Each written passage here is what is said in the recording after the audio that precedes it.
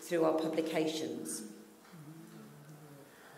But we are challenged probably by how we get the funding to undertake that type of research. In the UK, many of my colleagues will say it's a very challenging time to get funding, that it's very difficult to know where the next grant's coming from. And my personal journey sort of tells you that it's changed dramatically for me in the UK from when I started out. I finished my degree at York University. The Wellcome Trust at the time offered 10 scholarships nationally for people to apply for. And I was a very dizzy graduate. And my supervisor said, "Oh, I think you should apply for one of those grants." And I said, "Well, I don't really know what I want to do." And he said, "Oh, what are you interested in?" I said, "Alcohol," as a joke, and I ended up on a very big research grant looking at alcoholism at the Institute of Psychiatry in London. But what it did lead me to was a 15-year funding from the Wellcome Trust. And what it did lead me to was to be able to work at the Rockefeller Institute with a Nobel Prize winner, and actually at the University of Chicago. And the reason I want to tell you why that's important is, you know, I'm a girl from the northwest of England, from a very poor background that hadn't had education, but what it did mean that I understood transnational research and the importance that research cannot stay in one country. It is totally invaluable as a very limited, single viewpoint from one national product. And when I worked at Rockefeller, I worked for Paul Greengard, who became the Nobel Prize winner, and not that I had anything to do with that, but he put us in teams of 3, and we were on shifts from 6 till 2, 2 till 8, or the night shift. And every Friday we had to present our research, and the team that won, which is interesting by the word won, then got the pick of the shift for the next week. And of course the team that won got the results that Professor Greengard particularly liked, okay? But it was an interesting culture. It taught me a lot about the importance of being very accurate in your research. And it taught me a lot about integrity. It taught me a lot about and the importance of integrity in research. And it therefore told me that you have to be honest if you really want to make a difference. Because there's no point in pushing out a whole load of research that actually, when it gets re-challenged, doesn't have any impact whatsoever. And so we have to have that total integrity. So what I would be saying is, when we're looking at research cultures in our own institutions, I moved from what was probably considered a very elite type of educational institutions in the UK to a modern university. The University of Derby is only 25 years old. But our culture now is very much about teaching and research. And in order to create an environment that allows that integrity, that allows that honesty, and allows us even to apply for funding in the UK, has got to be that it is excellent. There is no point in actually pushing out millions of papers that are not excellent. So I would rather do less research that is excellent than loads of research that is just about publications. So my personal view would be, when you're creating your research environment, it has to be as many students coming through on the PhD training programme as almost professors. Because actually we need to be assuring that we are developing new thinking, not just from the top, but from actually new brains coming into and challenging the way that we're thinking. How do we fund that? It's quite difficult. But I still think, actually, and in the UK, there is opportunity to gain funding. There is UKRI that's now been formed, that's brought all the councils together. There is quite significant sums in that. As the Vice-Chancellor of a modern university, I could challenge, I'm not sure that the funding always goes to the right places, but there is funding. So I have to acknowledge that I probably have to demonstrate excellence and partnership to get access to that funding. But the other concept for me around research is the concept of innovation. And at the University of Derby, we have looked at, is there a distinction between research and innovation? Because strangely, if I look at the funding we've received, we can get significant funding for innovation. Because we class ourselves as an applied organisation. So interestingly, industry actually has started to work with us much more effectively than my funding councils on giving us grants around innovation. And those innovations are in partnership with quite significant organisations. So we work with CERN, which for many of you, you might not know, and I know I'm in an arts-based talk, but clearly is the European Centre for Nuclear Research. And that's a relationship between CERN and the University of Derby and Rolls-Royce that is also based in Derby. They fund 7 PhD students. But the fantastic element for me on that project is I have UK students, I have students from Pakistan, I have students from India, I have students from globally, we have a global network and European students. And we arrive in CERN, which is probably one of the most globally global organisations in the world. And what we have then be able to create is a completely different innovation. Because actually, the person from the UK, driven by a Rolls-Royce mindset, comes up with a very different answer than the person from Pakistan, who had a very different mindset from CERN. And that does create innovation. So the environment in which we need to be working is actually one that actually is accepting of different cultural views, accepting of different cultural needs in the global context in which the people come from. Because innovation doesn't happen by somebody sitting on their own in a room hoping that they're going to come up with an idea. It comes because we've actually put significant... Oh, am I just shouting? Or has that gone off? From significant... I'll shout now because I'm used to shouting. It comes from us actually working in a much more interdisciplinary and also interactive environment. And if I give another example, which is completely the opposite from working with someone like CERN, is... It's fine, it just went down, it's fine. Is in the city of Derby, we have the International Photography Festival called Format. And Format actually brings in over 3,000 artists into the city and has provided for the University of Derby one of our most impactful, and we're part of something called a Research Excellence Framework, impactful impact case studies that we've had, because it's been going for 15 years and the artefacts that are coming out of that are actually telling a very different social story, in a sense, giving it a whole context to how the world has changed over the last 20 to 25 years through photography.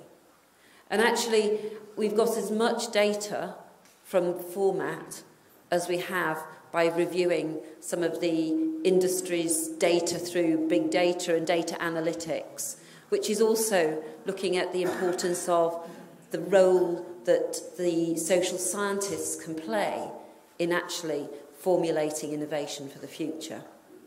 So, as I was only meant to be saying hello, I'm just going to summarise what I really believe to be one of the most important things that we have an opportunity for.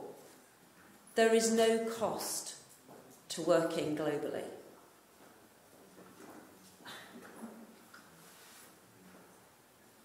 And I've seen people struggling with that. The ability to share information across continents should not be as costly as we make it, because we are researchers together.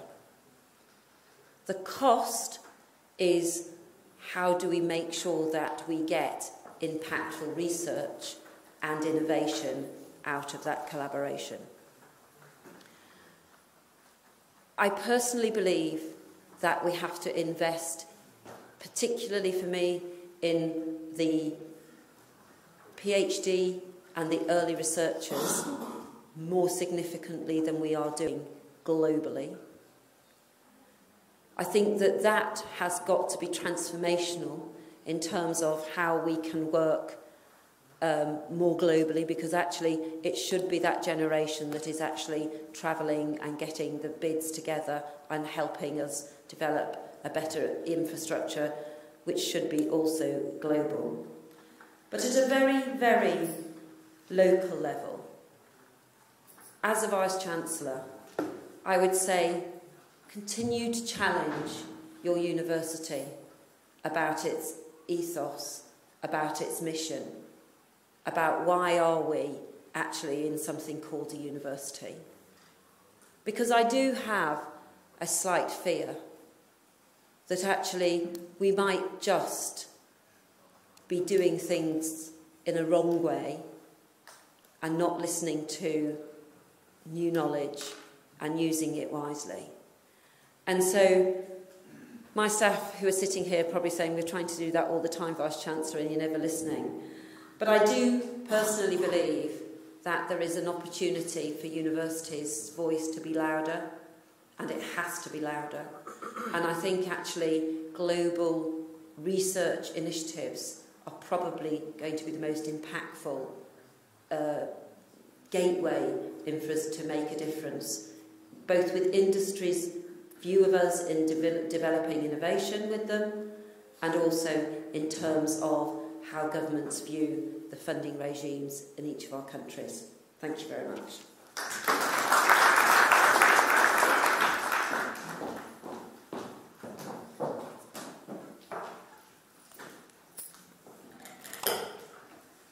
Thank you very much, Professor Mitchell, for that excellent speech. Next speaker, Dr. Ahmed Ghonim, President of the University of Modern Science, Dubai.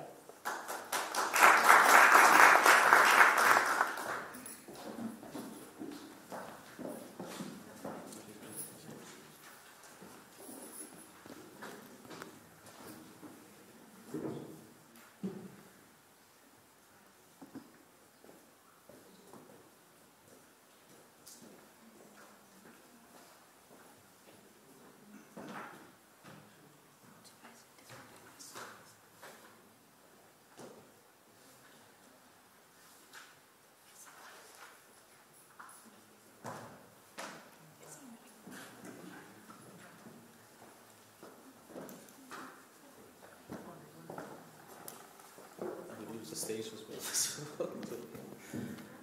Good afternoon. First of all, I would like to thank Original Global University for its invitation for us to participate in such conference, especially for the International Affairs Department. I have conducted a long time with the team and so, and thank you for your efforts to organize such event. I'm Ahmed Ghonim, the President of University of Modern Sciences, Dubai, UAE. I came today to talk about the one theme about the international accreditation, the value proposition, and a look to the future. The international accreditation and has impact on the research outcome. So how can we see that? I will talk with you.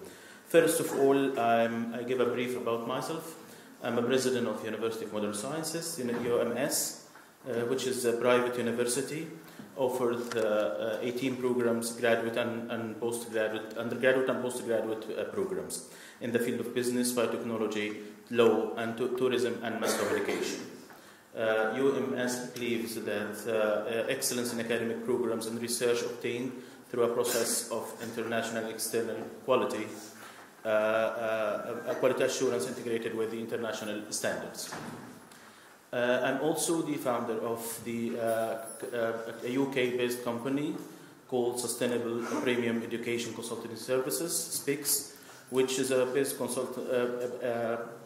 consultancy in different fields of the quality assurance and the accreditation, international accreditation, and the research fundraising, professional development.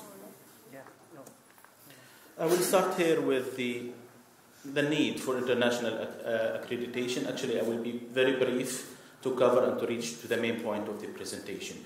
The international accreditation is, in my opinion, is very important nowadays, because what I have seen here today, I have seen a lot of students from different countries are studying in a foreign university. How can we guarantee that we will offer a degree for the student will be accredited and equivalent in all the countries all over the world? How can we confirm that they will have equal opportunities for the employment in their countries or outside?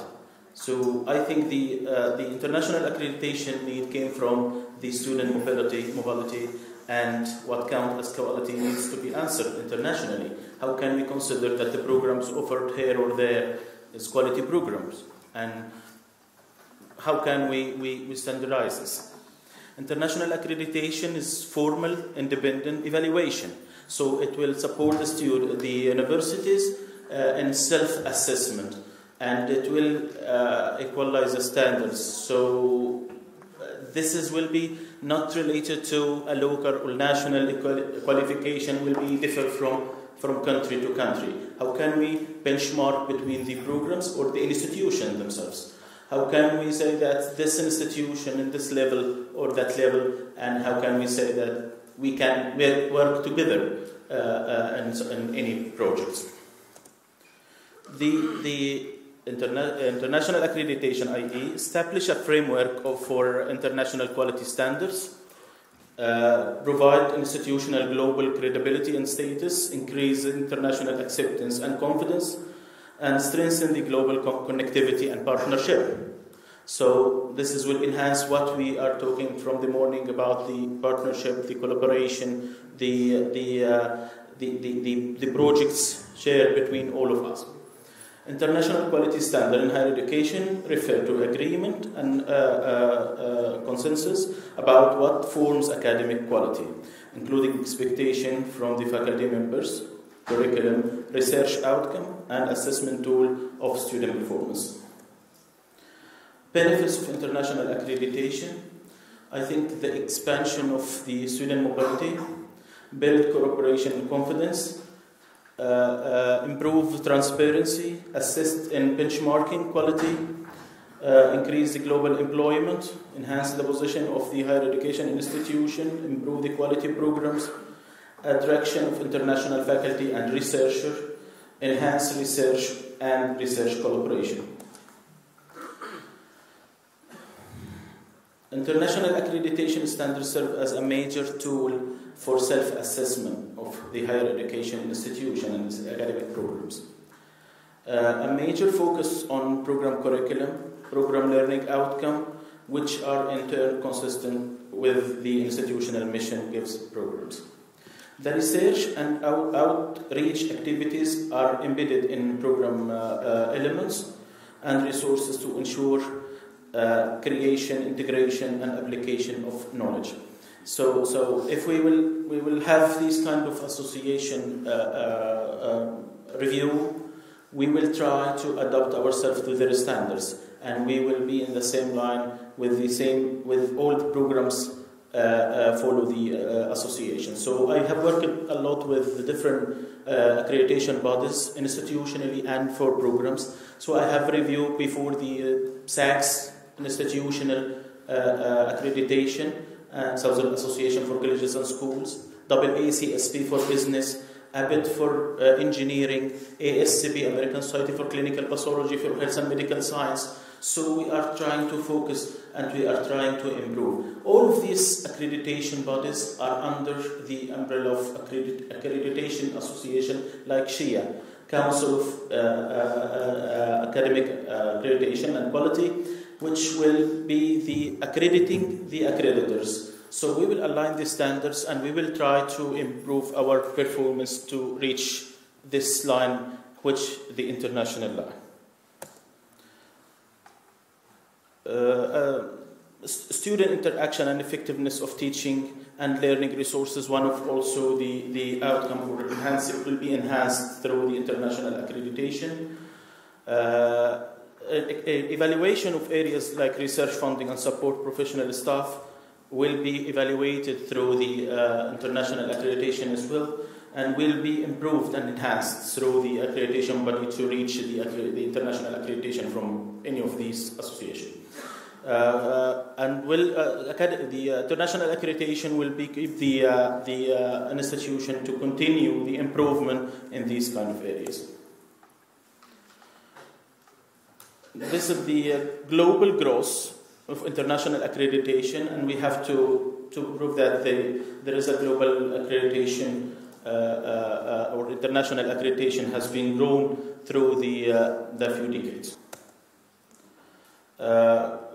Also, cross-border review will help to ensure implementation of sustainable development, and this is what the goal of UNESCO. And the World of Higher Education has already been in discussion to establish a single set of international quality standards for higher education. So this is a UNESCO brief as well. Here, how can we measure the impact on research? The role of international accreditation on research and development has been vital and varied.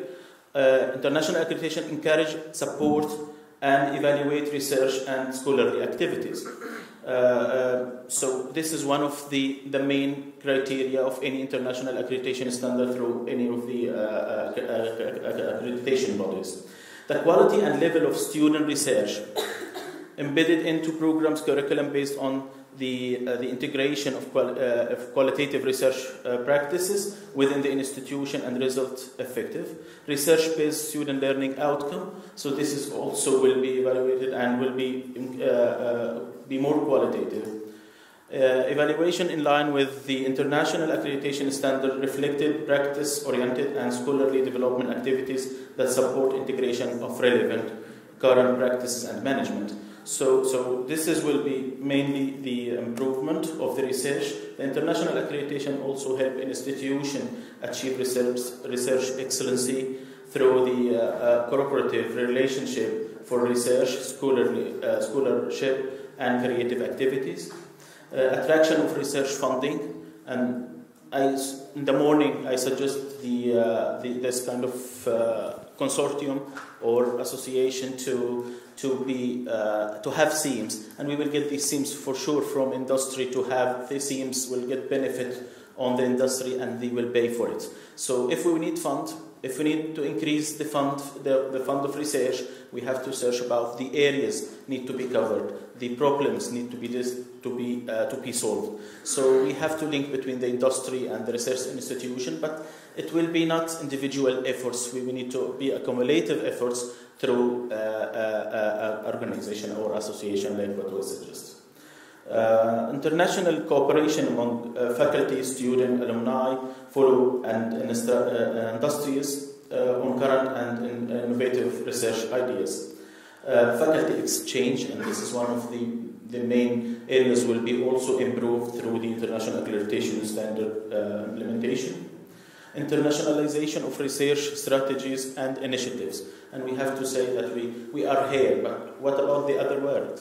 We need to systemize the integration between the colleges and schools all over the world through international and global associations. Here I need to apply this for ASEAN and Indian higher education. So if we overview the system here, we will find that the ASEAN Indian higher education system said that institutional accreditation and the program will be embedded in the institutional accreditation. But the only few systems here will review programs as well. So the program international accreditation will be one of the main values will be added to the institution and to the program if we will apply the international standards. International accreditation is also another process to get higher education programs accredited and have international standards embedded in programs. Its delivery outcome to achieve excellence in education and research. The conclusion here of my presentation will be excellence in education and research can be well achieved when the system of higher education is set in accordance to the international standards and requirement.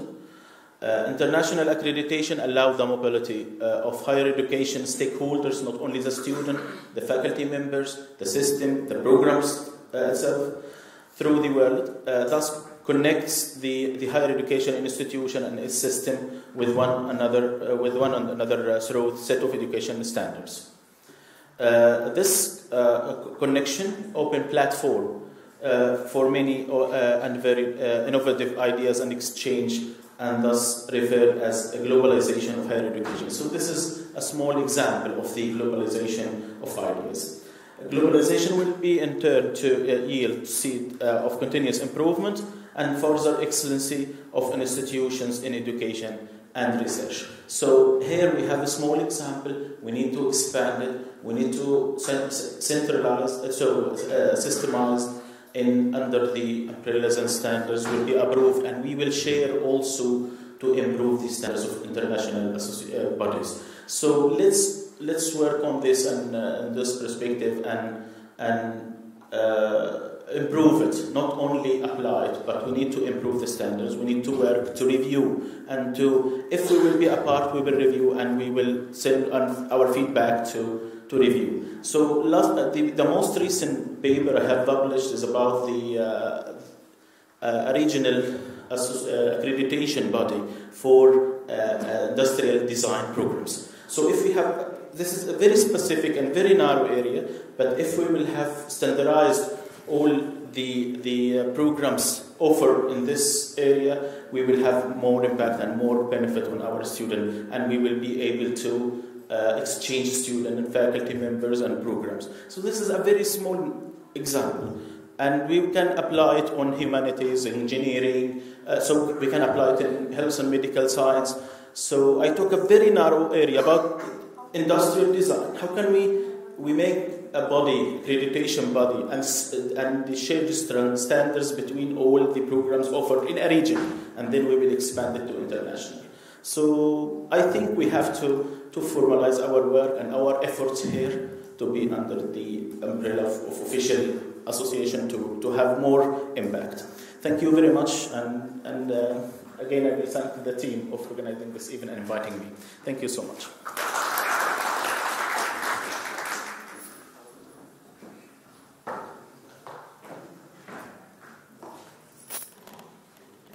Thank you very much, President Dr. Gonin. May I now invite Professor Dr. Sampan Singarajgopal, Vice President of Chiang Mai University, Thailand.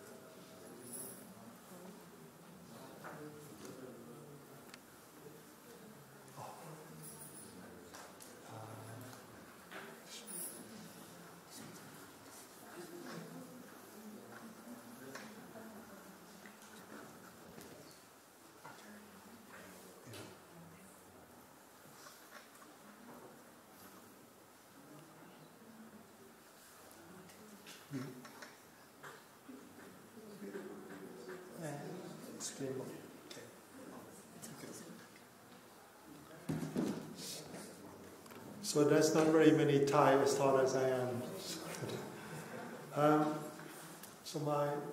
First of all, I'd like to thank ATU for inviting me to this young but very promising future.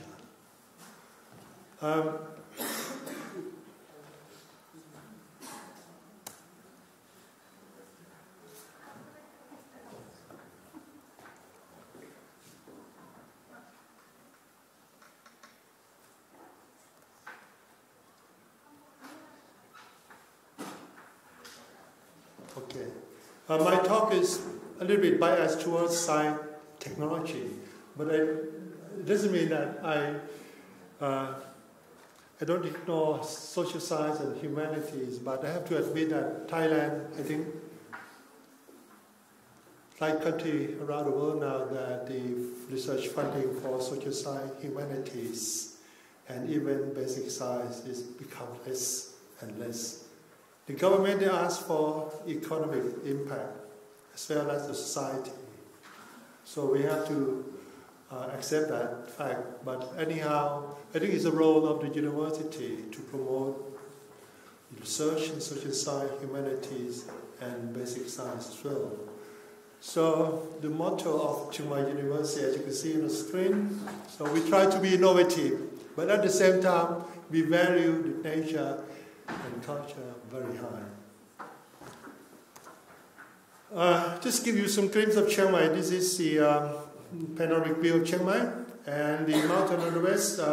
Chiang Mai University is located somewhere at the foothill to the west of the city.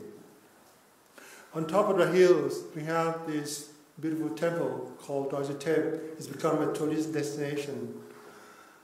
And surrounding the city is the beautiful landscape. And also, city is quite old in terms of the Thai standard. We are about 800 years old now. So we have a lot of cultural heritage in the city. Chiang Mai University is only a little half century old, not relatively young. We are ranked third in the country compared to the top two, which is a century old one, and 96 in last year in QS Asian University ranking, and top 10 in ASEAN countries. We provide all the whole spectrum of human knowledge, from health science, science, technology, and social science and humanity. The student body, we have around 1,000 degree program foreign students. My talk today involved with the research. Actually, my job is try to make everyone in the campus happy to do research. So that's why I'm here to talk about the research ecosystem. We have to look at the national strategy for research and innovation. Thailand has been struggling with into the middle income trap for more than a decade. So the current government, they came up with the new strategy to bring the country out of that trap by introducing their planned strategy called Thailand 4.0. I think which is nothing more than the context of Industry 4.0. I think everyone now has to talk about Industry 4.0, otherwise you will be left out. That 10 targeted industry for the Thai government. We have the existing, what they call S-curve, where we have to uplift these 5 industries, and then we have to start with a new S-curve industry, including those automation, robotics, aviation, digital. So people talk about Internet of Things, people talk about artificial intelligence, people talk about machine learning. So we have to get in line with that. And another tool, which is a big one for the Thai government, is they initiated a grant, the mega project called Eastern Economic Corridor. It's the largest investment in ASEAN countries for the next 5 years. The location of this is in the eastern seaboard, including 3 provinces just east of Bangkok, to make the area become the gateway to Asia. As you are all aware that the economy of East Asia, China, and South Asia, India, and ASEAN contribute to around 1/3 of the world economy at the moment. And the population is more than 50% of the world population. A part of EEC is what they call EEC innovation. There are 3 technology that is the target. The first one is biotechnology. Another one is automation, robotics.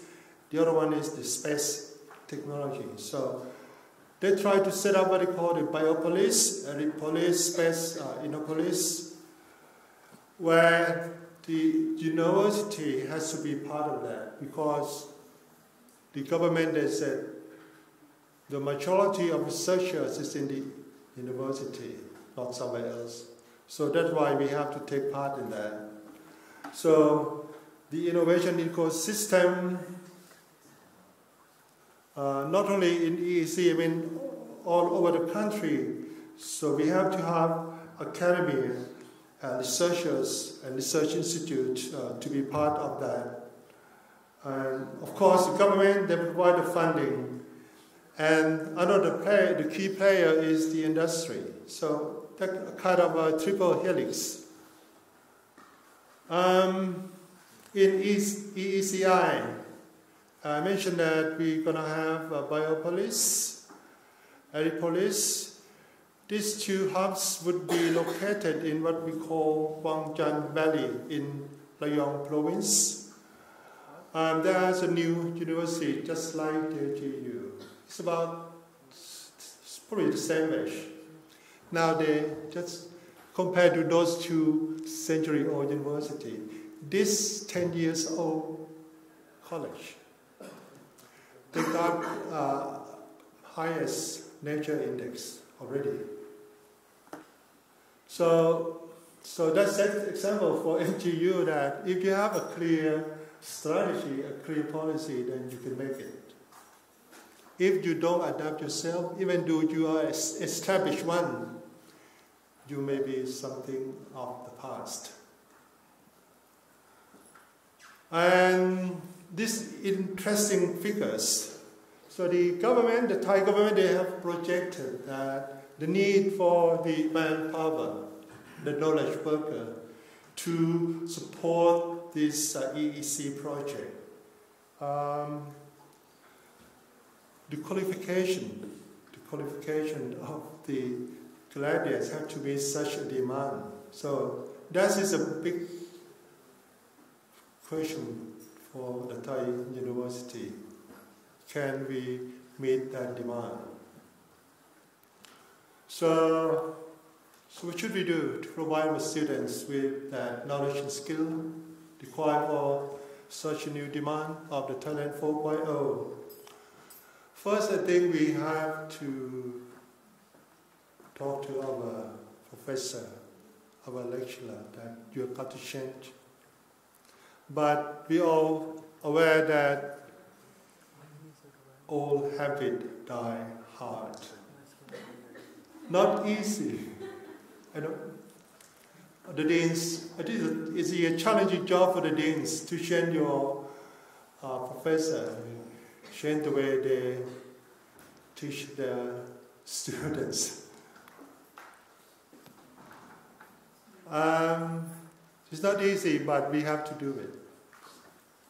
Change the curriculum, change the way the teacher used to teach students. We have to use the new technology, so on. So we have to change. I think the first key player is our teacher, the teacher. And then I think the students, their change is a lot easier than the teacher. And we should to improve the R&D capability of the university as well. First thing we have to do is we have to convince our staff, our faculty member to go out of their comfort zone. I mean, the professor, they like to do research just for their own curiosity, right? Their own interest. But now they have to change that mindset. They have to work more closely with the industry, with the private sector. To bridge the gap between university and industry, we are lucky enough to get some support from the Ministry of Science and Technology to build the first regional science park on campus. Actually, that is the round-shaped building is the auditorium. It's not a spacecraft. Actually, the concept is the rice grain, because northern Thailand is are well known for rice paddy. And so the Northern Side Park on the campus will be a kind of a tool to bridge the gap between academia and the industry, and also provide the venue for our own faculty, our own students to do more startups here. For the research ecosystem on the campus, we try to leverage the efficiency and quality of our own Center of Excellence, and we try to adopt the proactive strategy to scale research fundings from the public and also from private sector. And of course, we promote international collaboration with leading universities. Actually, we collaborate from the top-ranked university until the one that interested to do research with us. So it doesn't really matter what the ranking of that university is. We try to promote the quality of research. We have to do more kind of a multidisciplinary research, not the monodisciplinary one, because to come up with the solution for the complex problem at present, we need to have a multidisciplinary team to tackle such problem. Also, we try to upgrade our own network of central lab facilities. To produce more innovation, of course, we need more and more of translational research. This is also one of the challenging jobs for me. We have to have people from various disciplines working together. Science, pharmacy, agriculture, medicine, engineering. Not easy, for university professor from different disciplines to work with one another. And okay, another mechanism is we establish our own holding company to promote technology transfer and to promote the startups among our own staff. This is just set up. We get to see the outcome of this holding company. To promote the technology transfer and to promote the startups among the staff and students, we have to set up what we call the innovation ecosystem to bring the research from faculty, from our graduate, and translate into more innovation. And lastly, we still need to produce a new knowledge. Luckily, that the Thai government, they pay some attention to this. They are starting talking about frontier research. We have a lot of young staff graduating from Stanford, Oxford, Cambridge. Come back home, they are struggling.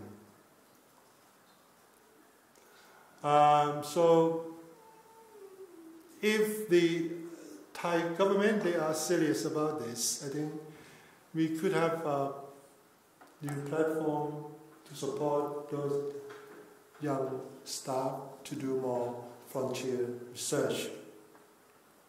And we can't do it by ourselves, so this is why we need to have a collaboration with other foreign institutions, including the JTU, and including everyone who are interested in joining us.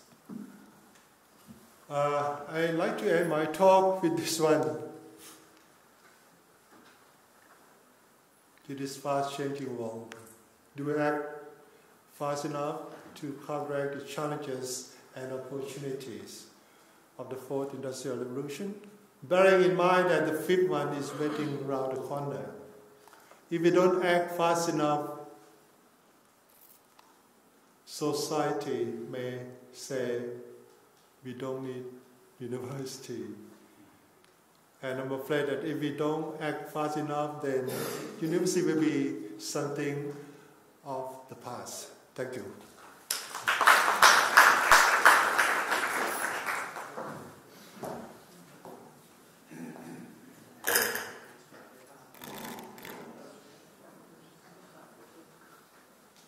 Thank you, Dr. Sampan. Next speaker, Professor Jun Liu, who's Vice Provost for Global Affairs at Stony Brook University, New York.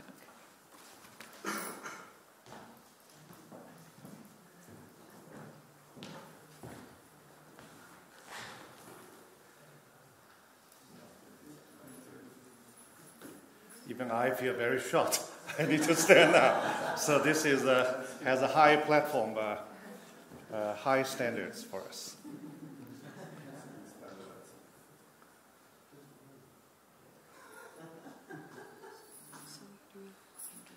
Yeah, I have two. If you click that, just click the two. I will do it later. Yeah, yes. Okay. Empty? Okay, there's some technical problem. So there's nothing there? Okay.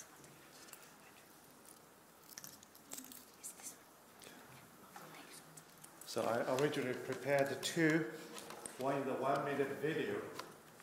It will take another minute to download, so I will eliminate that. So I'm going to use one, just OP Jindo. Yes, Jindo.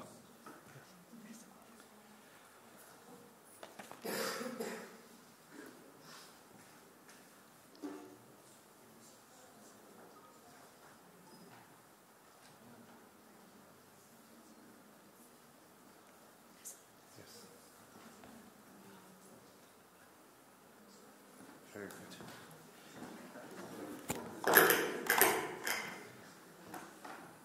Thank you very much. First of all, I'd like to thank the Office of the Global Affairs and International Initiatives of the OP Jindo International University. I'm watching how you feel. I purposefully, as a linguist, altered two words. The correct word is Office of International Affairs and Global Initiatives at OP Jindal Global University. What I just said was Office of Global Affairs and International Initiatives at OP Jindal International University. Do you see the difference? We might feel the difference, but we might interpret the difference differently. So the key and the puzzle, since this is afternoon, I try to wake you up. Okay? So the key is the word interdisciplinary or international, the word inter. In the United States, we always tend to use multidisciplinary, transdisciplinary, interdisciplinary, and they might mean different things. But the common understanding is whatever we do, it is always driven by the problem, which could be global problem. Then different disciplines will gather together to tackle that problem. But interdisciplinary research at universities can also mean different things. Again, in my field, linguistics, we have those linguists who are known as psycholinguistics, whose main job is to study the process of language learning and language acquisition. And we also have a group of researchers who are sociolinguists, whose main research is to see how language is functioned in a society. We also have a group of researchers who are neurolinguists, whose main research is to look at the brain function in receiving and using the language and brain storage when someone has accident. And we also have a group of linguists who are functional linguistics, and they try to look at the theory of the linguistics and how they function in terms of the syntax and morphology, etc. So this, within an institution, is considered as an interdisciplinary program or the program or a department. So I would say that when we think about training our students in the future, we should be aware of the local, the basic stuff, rather than going too far. But at the same time, when we design curriculum, we need to look at what is needed in the future. Those who are in business school might be able to learn law in order to function better in the future. Those in communication might be able to learn some of the sociology stuff in order to deal with people better. So I would encourage all of us to think about those issues. And I think as a university, our mission is to focus on student success. And student success cannot only be measured by how many years they take to graduate, whether they get a job. You have to look a little bit further to see once they get the job, how far can they go. So they require not only intelligence, IQ, but also EQ, emotional intelligence. Those with high IQ can easily be employed, but those with high EQ can be better promoted. So those are the future we need to think wisely in order to really design our curriculum and focus on what we're going to talk about, global research or interdisciplinary or international research. So here I want to briefly introduce my university. Our university is called SUNY, State University of New York. There are 64 universities in our system.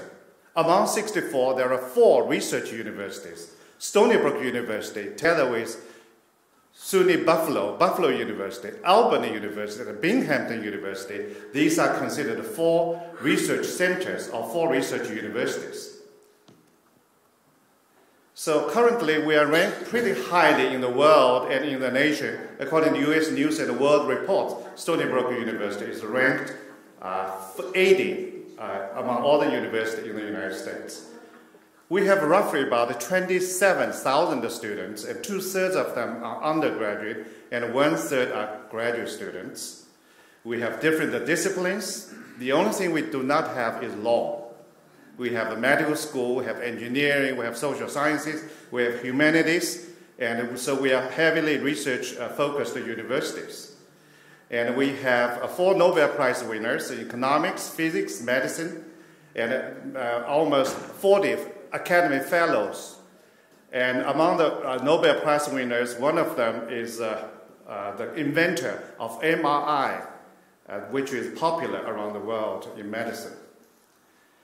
So let me show you a few examples of interdisciplinary research by what we mean within our campus. So we certainly commit to research and excellence, more than 1,500 inventions and also 450 patents. And among the 64 universities in New York, Stony Brook alone has more than 93% of the patents coming from our university. We have top 40 institutions funded by the National Science Foundation, and also total expenditures on organized research is about 210 million, reflecting activity in about 1,200 projects. So it's a very highly productive research, and we also focus on internship leadership opportunities. So we are lucky. The theme of this afternoon is how does the institution support or create an ethos or environment to support interdisciplinary research. So we are lucky because we are half an hour away from one of the 8 top national labs in the United States called Brookhaven National Lab, focused on energy and sustainability. And half of our researchers in science and STEMs are co-appointed in national lab.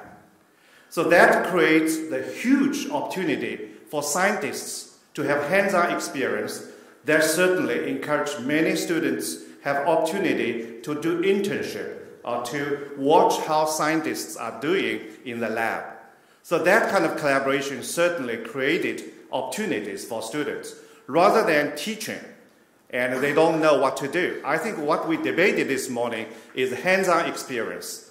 And it is very important. What I said is experiential learning. So we need to think about how students learn rather than how students listen to a professor. Nowadays, they don't have to come to the classroom. They can learn equally well. There is an experiment at Stanford University. A professor walked into the first-year classroom and for international business students and said that you don't have to come to my class, but you have to make a decision. You have to do what, according to my assignments on the internet, but on the last day of final examination, come to the class. So immediately, half of the students left, never returned to the classroom. So by the end of the semester, the professor gave them a test. Those who did not come to the classroom performed higher on average than those who came to the classroom. That means the traditional way of learning should be challenged because we are in the information age. And that is what I consider the interdisciplinarity. The students can learn far better, and they can be driven by the questions to look for information and acquire skills outside the traditional classroom. So another example is relativistic heavy ion colliders. So what is a world-class particle accelerator for nuclear physics research, which is well known in the lab, and that actually has attracted the researchers from multiple disciplines. Researchers explore the origins of the universe. As you can see, there are more than 1,000 theoretical experimental scientists from around the world that collaborate on this particular project. We also have a national synchrotron light source too, the world's most advanced synchrotron light source, which also is a combination of researchers from all over the world. And we have other research in the medical area, such as cancer research. And we have engineering-driven medicine. And we are looking at the intersection of the biology, medicine, and engineering. And they're all driven by the problems. And then researchers come together, and the resources are allocated by the National Science NSF grant, or by the lab, or by the university. MRI discovered at Stony Brook University, as I mentioned, medicine imagery laboratory is also another example of interdisciplinary research. And another example in the social sciences is a city initiative. We try to work with professors, researchers from around the world in all Olympic cities to look at the city initiatives like security, pollution, transportation. And another example is our collaboration with the university in Hong Kong and Shanghai to look at the East-West medicine to treat post-surgery pain relief. So all those kind of disciplines eventually will solve the human problem, solve the problems. So I would say that when we think about interdisciplinary research, we need to first of all identify the major problems we need to conquer and then utilize all the resources you have and also help students to understand the nature of those programs.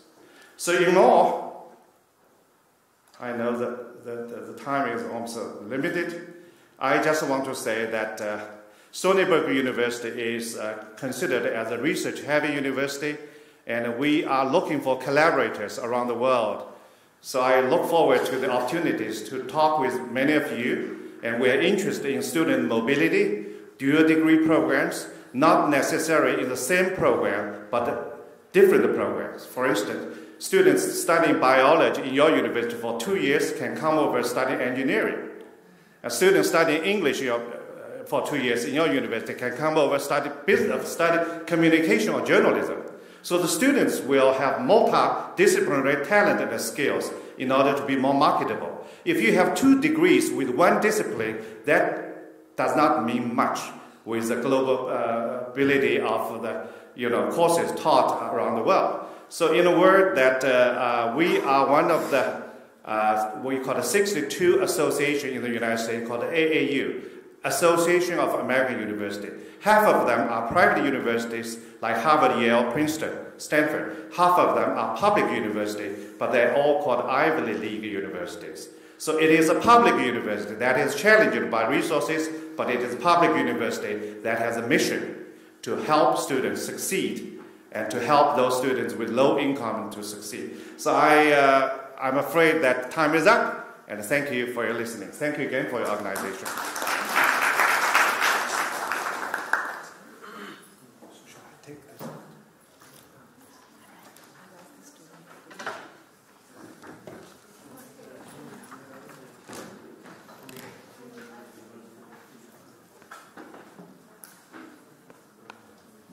Thank you very much, Professor Liu.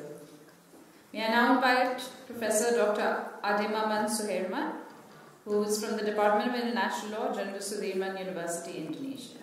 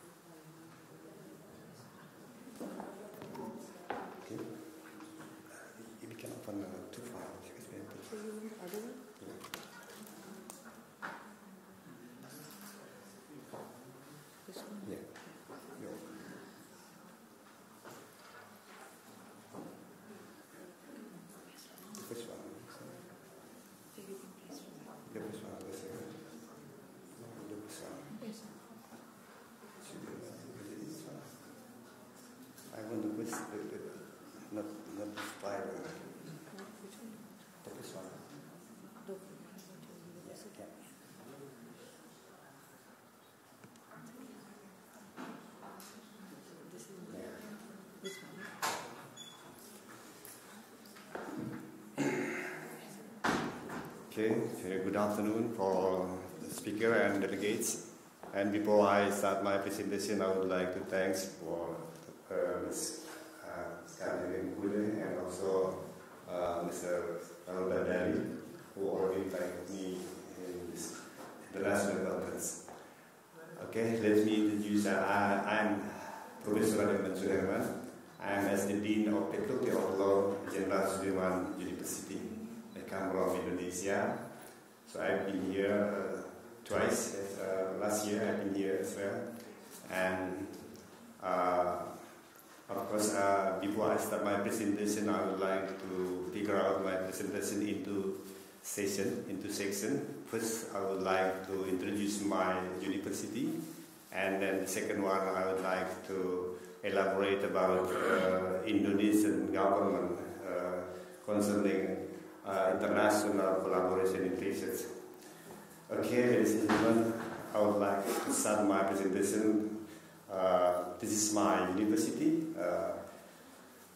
The name of the hero in Indonesia who fight against the Dutch and Japan. Even my education as I did my master's degree in the Netherlands. This is kind of the message from our nation. This is one of the most heroic people in Indonesia. And then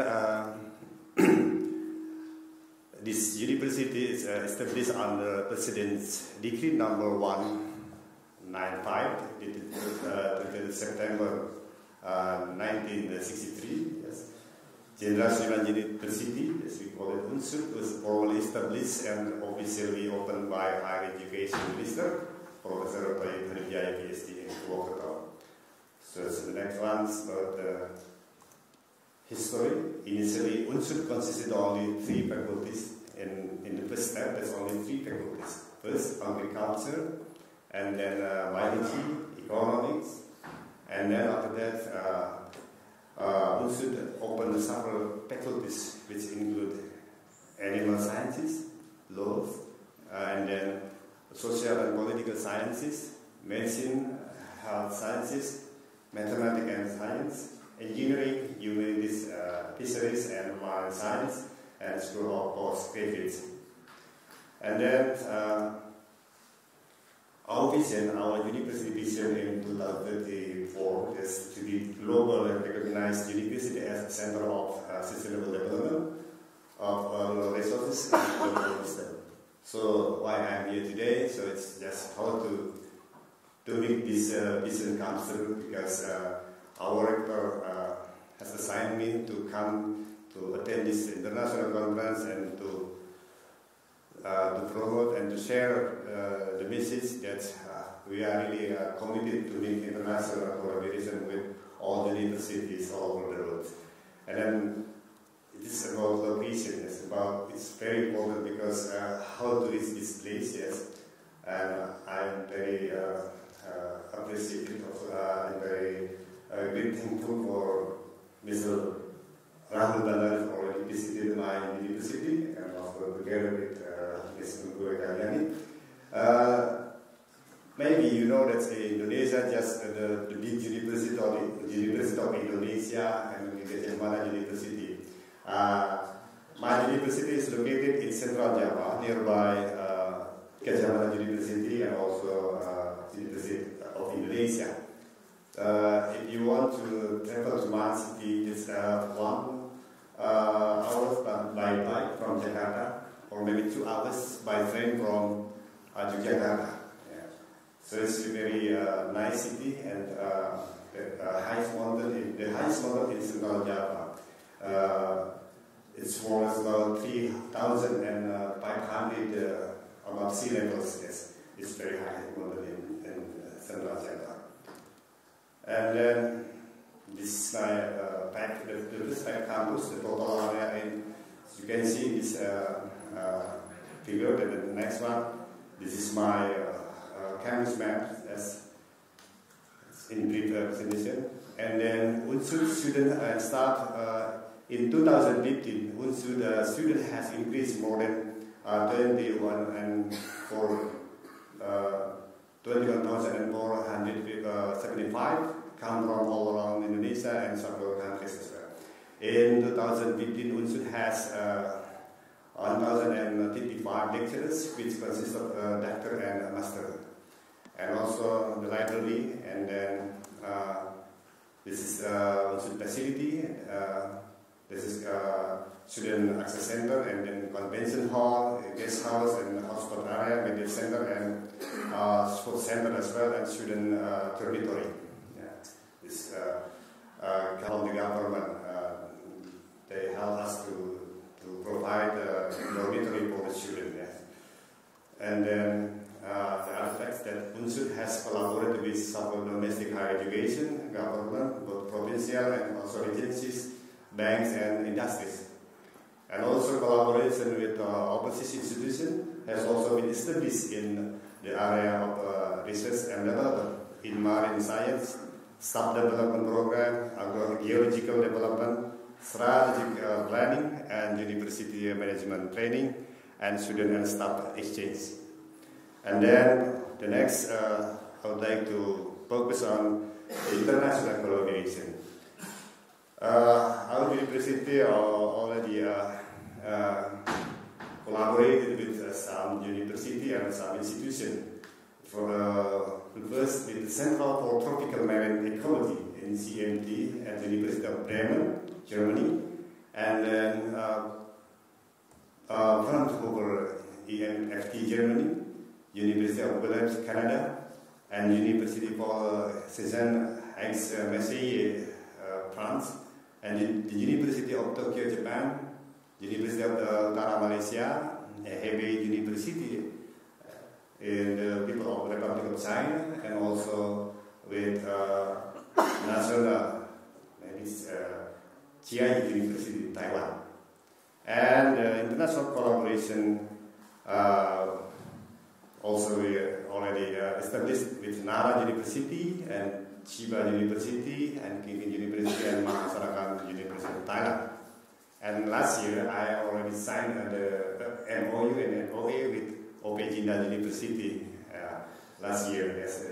And also today I attend this conference together with 15 students from Indonesia, and maybe in tonight we have a cultural performance from the students of Indonesia. Just in principle, I would like to make a single MOU, but it's come to. Then we have many MOU, but it doesn't work at all. Yeah, and then also this kind of Center of Excellence, Center of Rural Development, Empowerment, Appropriate Technology Enhancement, is great. And Center for Climate Change and Coastal and Mangrove Ecosystem, and then Center for Tropical Animal Production. And that is the most important thing I think in this conference. We discuss about research, so we have some research institutes. First, Research Center for Development, Research Center for Environmental Study, Center for Technology Development, Center for Disaster Mitigation, Center for Business Incubator, and Research Center for Democracy, Culture and Tourism. Research Center for Food and Nutrition, and Center for Intellectual Property Rights, and Center for Community Development. The next, I think we come to part of study program, the undergraduate program, agronomy, agribusiness and agricultural technology, food science and technology, animal sciences, biology, mathematics, physics and chemistry, marine science, aquaculture and aquatic resource management. And then undergraduate in engineering, civil engineering, and then electrical engineering, geology engineering, informatic engineering, and industrial engineering. And in medicine, medicine, dentistry, public health, nursing, pharmacy, and nutrition science. And also we have still undergraduate program in social economy and humanity science, economic, management, accounting, law, sociology, public administration, and communication, politics, and international relations, Indonesian literature and English literature, and Japanese literature. And then we have international office as well, the IO, International Relations Office activities. We already have a non-degree program, joint group for international seminar on public administration, and also we have some collaboration with other universities, Mahasarakan, Ibaraki, and then many other social university partners from overseas. Okay, ladies and gentlemen, this is my first section, and I would like to move to another topic that's just a brief elaboration about Indonesian policy in research and regulation. It's really important because even we are going to be more global in research, in collaboration, but we have to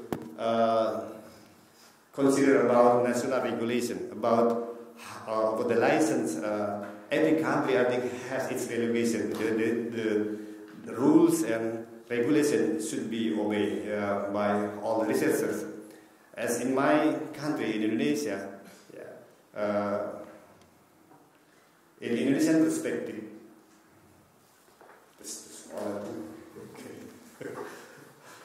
according to Indonesian laws and regulations, yes, international research cooperation has been regulated in the Republic of Indonesian Government, Regulation number 41, 2006. But basically means that Indonesia is really concerned with international collaboration in research. So the government regulates it properly. And then also in this regulation, the researchers from abroad should have kind of license from the government.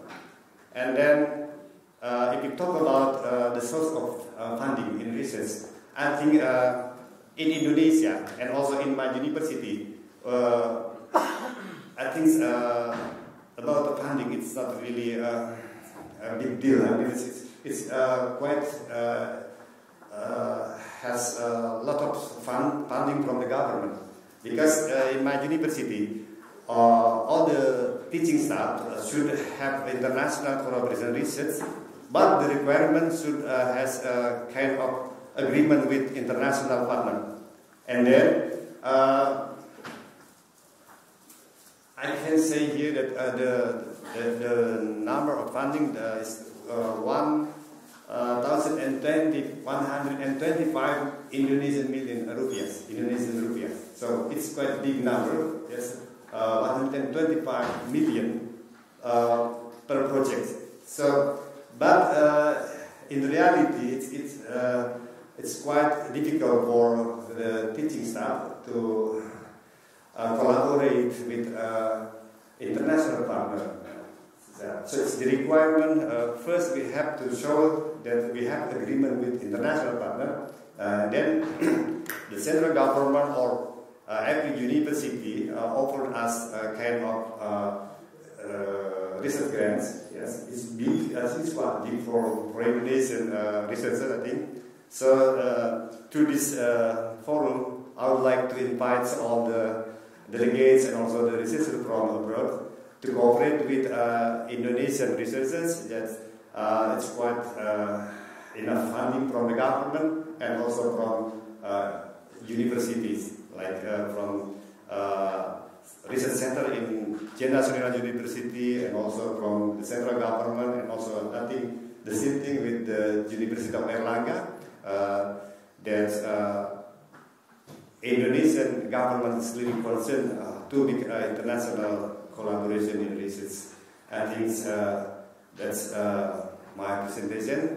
First of all, I would like to thank again that I have introduced my institution, my university, and come and visit us in Indonesia. If one day you come to Indonesia, just come and see me in Indonesia. And then also I have presented the policy of Indonesian government concerning the research policy. Thank you very much.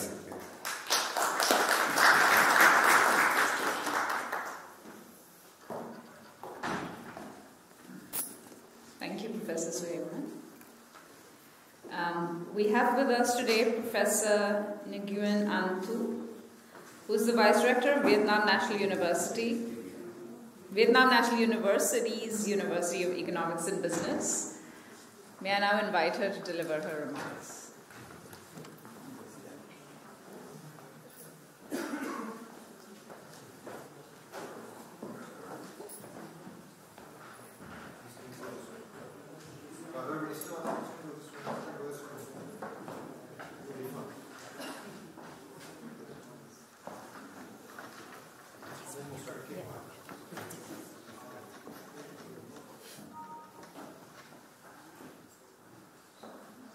Base रख दे नीचे,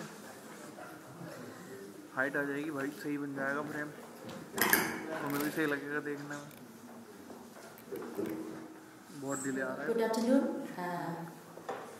Firstly, it is my great honor to be here today, and I'd like to thank our colleagues at OPG Global University for inviting us to this great event. And I think that this is such a very, very good and great gathering. And I think from this one, a lot of knowledge can be created, and also a lot of the research ideas will emerge from this conference. Okay, thank you. Okay, so I'm from Vietnam National University, and I think that many of you know about Vietnam National University, which is a multidisciplinary university, and it is the top university in Vietnam according to the US ranking, to the QS Asia ranking. And in Vietnam National University, we have the university, many member university. So I think that I should explain it a little bit, because this is a very special system in Vietnam. Vietnam National University is a system of university and schools, and it has very high autonomy compared to other universities in Vietnam. So in this system in Vietnam National University, we have University of Social Science and Humanity, University of Natural Science, University of Technology, School of Medicine, Vietnam-Japan University, and also we have University of Economics and Business, which I belong to, and I'm the Vice Rector of the University of Economics and Business. And in our university, we also have 6 faculties and schools, which is the School of Business Administration, School of International Economics and Business, School of Faculty of Economic Development, Faculty of Finance and Banking, Accounting, Auditing, and also Faculty of Development Economics. So we have the history of the faculty, the Department of Political Economy of Hanoi Collective University, and officially established on March 6, 2007. So you may see that University of Economics and Business, we have very long history.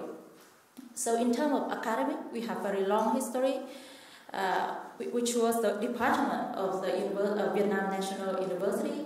And Vietnam National University was the Indochina University in the 19th century. But in terms of the institutional building, we are quite very young university. We become the university in 2007, so only 12 years old. So we consider this as our strength, because we have very long history, but at the same time, we are very young university, and all of the lecturers in our university coming from, graduating from different countries in the world.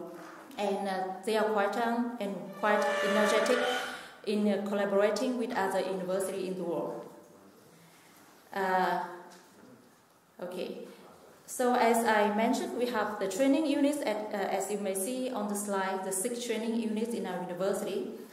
And we also have the research unit, which is the Center for Economic Development Studies, Center for Business Administration Studies, and the Vietnam Institute for Economic and Policy Research, and other functional units of the university. So today I would like to share with you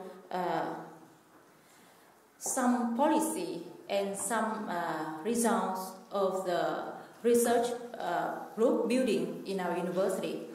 In our university now we have 4, we call the Outstanding Research Group, awarded with an official recognition of the Vietnam National University.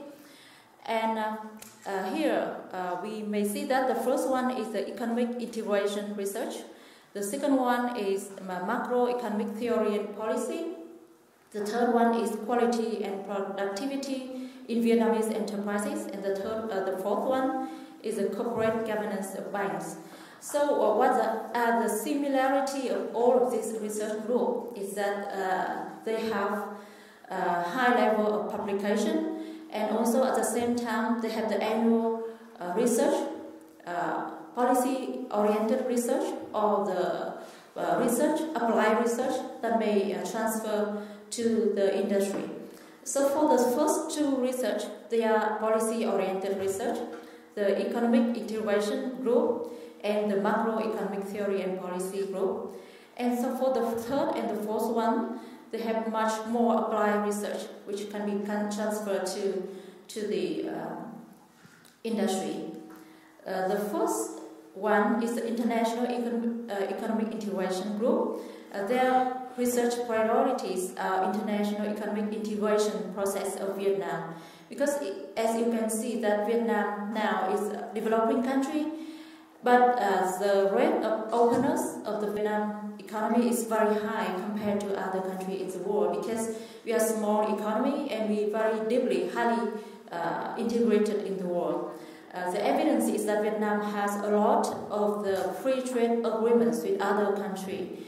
And our research group, this group focused on this economic integration of Vietnam to the world, especially the ASEAN economic community, ASEAN and East Asia, and GMS economic integration, and also the integration of Vietnam, EU, FTA, etc.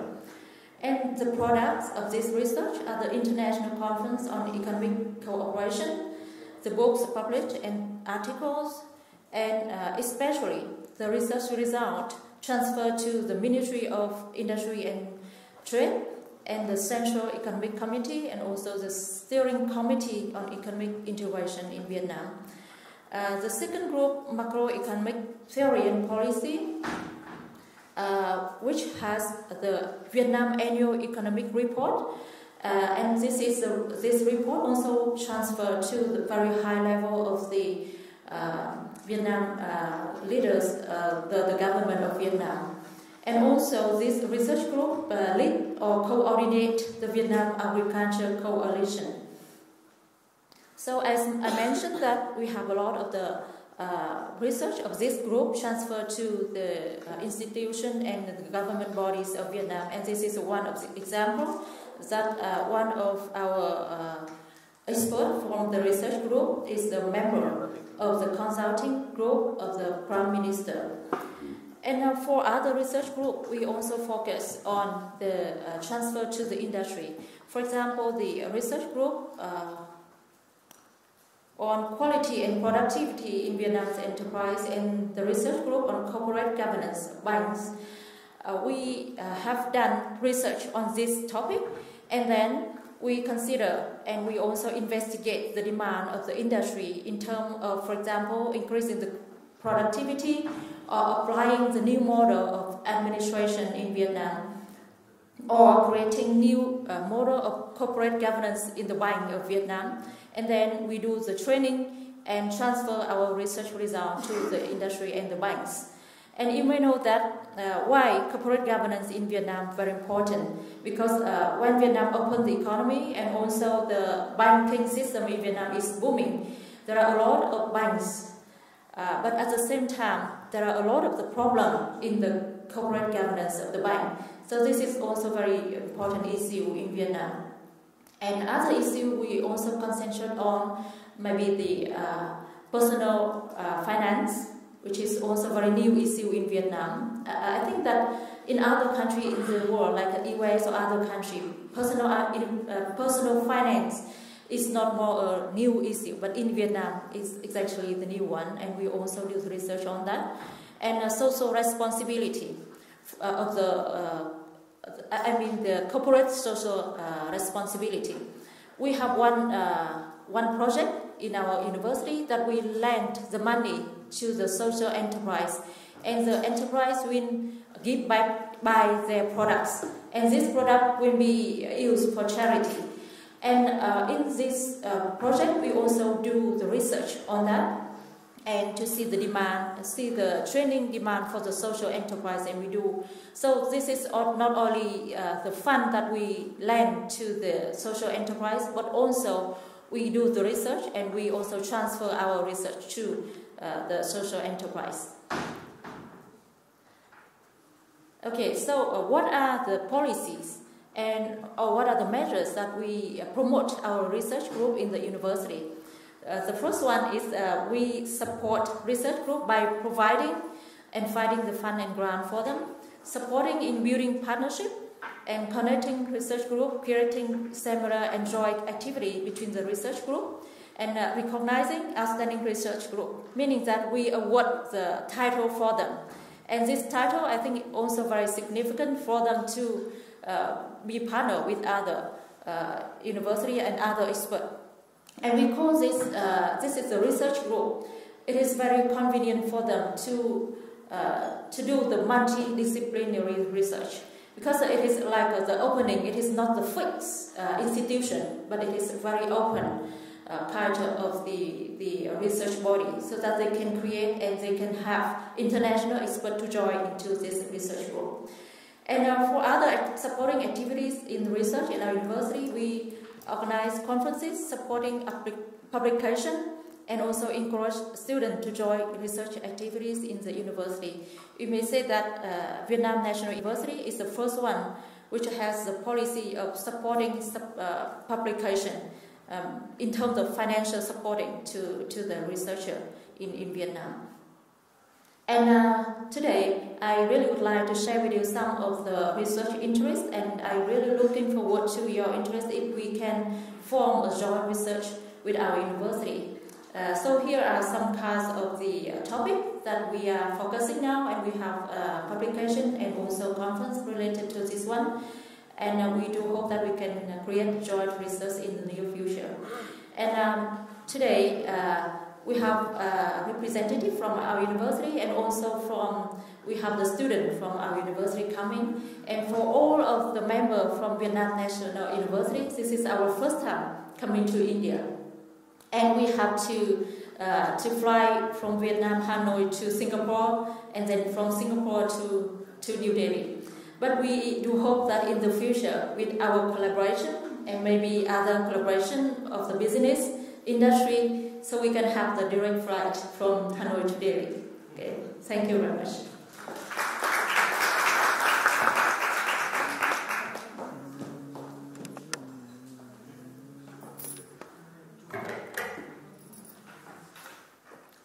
Thank you very much, Professor Anthony. I'm conscious that we want to close the session by 5 p.m., so may I ask the speakers to come to please limit their remarks to 5 minutes each. Thank you, that'll be great. May I now invite a very dear friend of the university, Professor Colin Picker, who is Pro-Vice Chancellor, Southwestern Sydney, and Dean School of Law, University of Wollongong, Australia.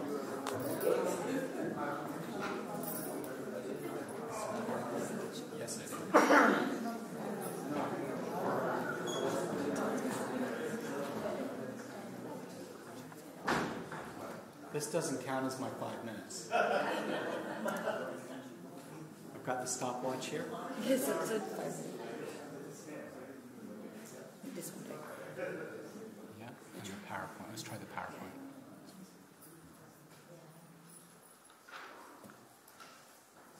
Yes.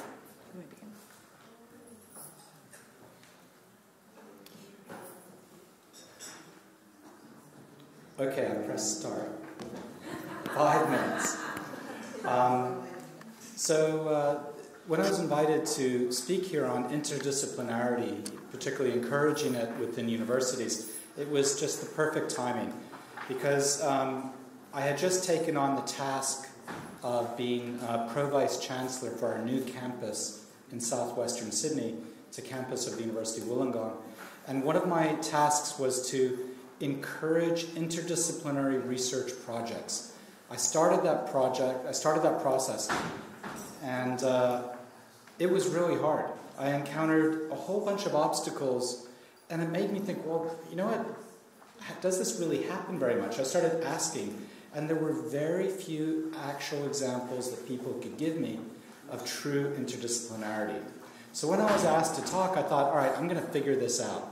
And so what I'm going to present is not really about my campus. You can imagine that the University of Wollongong is the most perfect place in the world, and you've got it right. That's all I'm going to say about it. Okay, so I'm just going to run through a few issues about interdisciplinarity. First of all, as I just said, I actually think it is quite rare, and I think it's very difficult as well.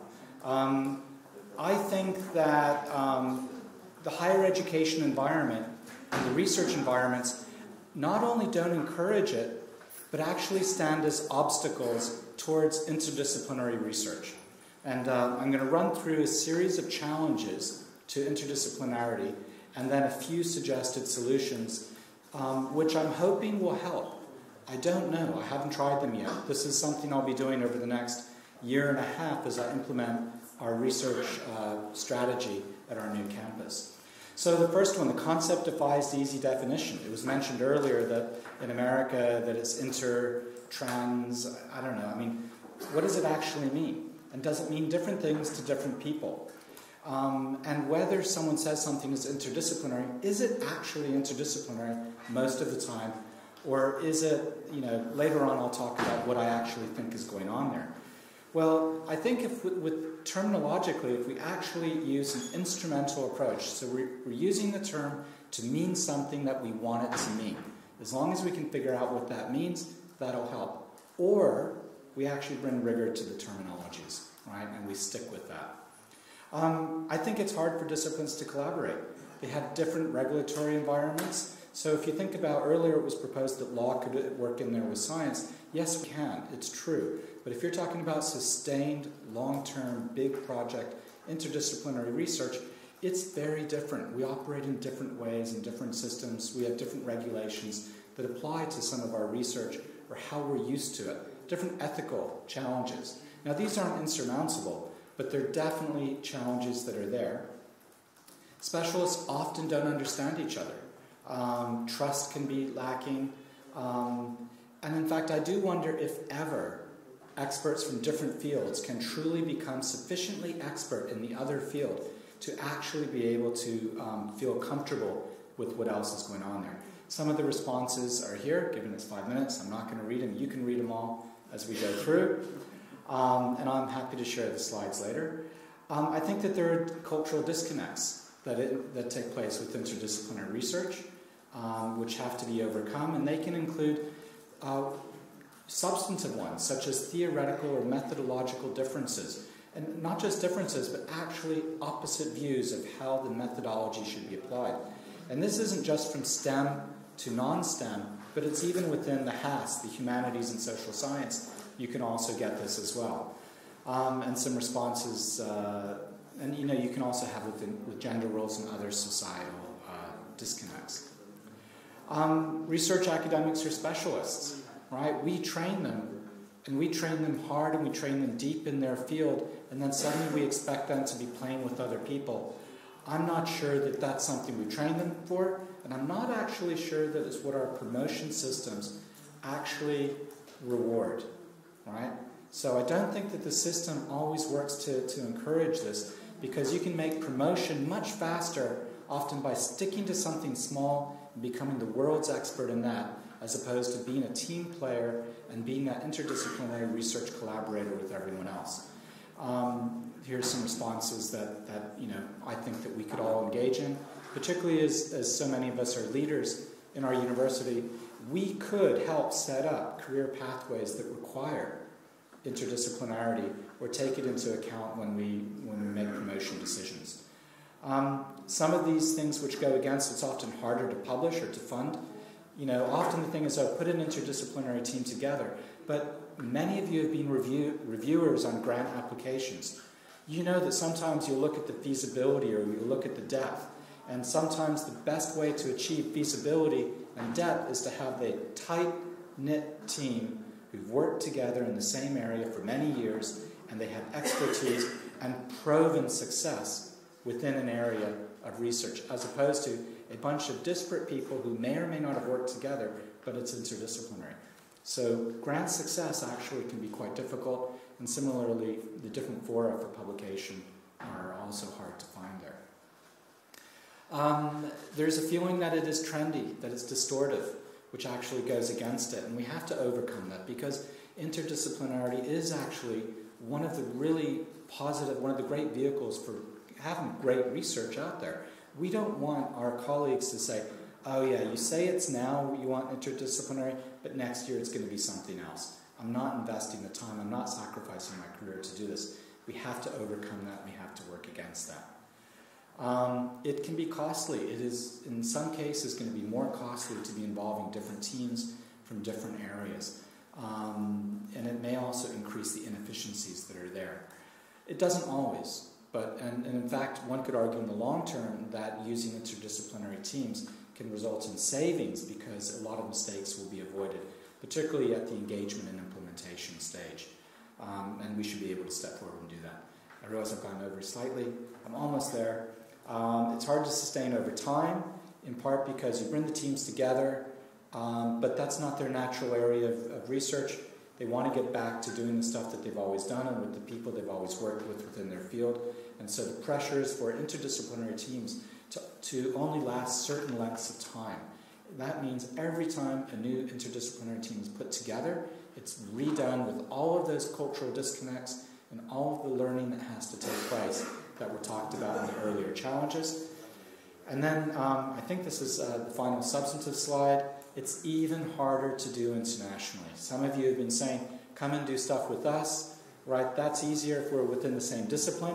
I've worked a lot. I work with people here in Jindal within my field very well. But if it's interdisciplinary, it's yet another layer of challenge that's on top of that.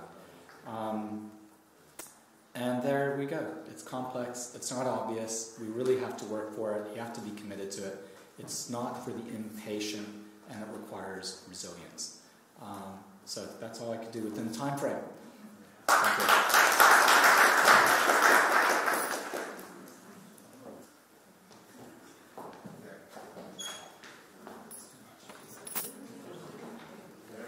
Thank you, Colin, for your very clear and unique take, as always. And I invite Professor Nordin Yahya, who is the Pro Vice Chancellor International at University Technology Malaysia.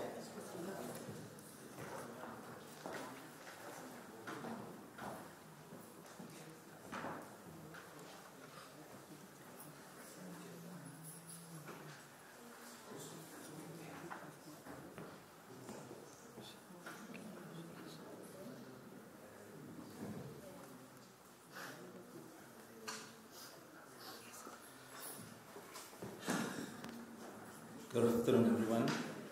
Fasten your seatbelt. It's going to be a very, very fast presentation.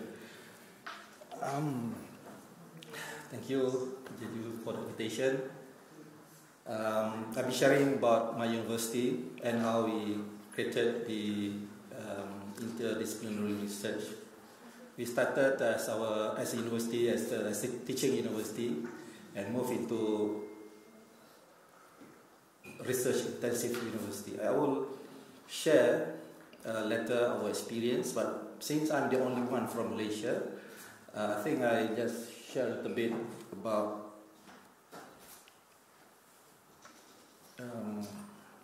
Malaysia higher education landscape. In Malaysia, we have more than 600 institutions, only 20 public universities. We have 96 private universities and college universities. The rest are colleges or polytechnics or community colleges. Only 5 are research universities. They are all public universities. Then there are many other universities, including international branch campuses in Malaysia. We have 12 from several countries. In terms of research in Malaysia, most of the research output actually is in the area of engineering and technology, as well as in natural sciences, 70%. But for the past few years, we actually achieved very good growth, 7.2%, well above full average, and with a lot of increasing citations.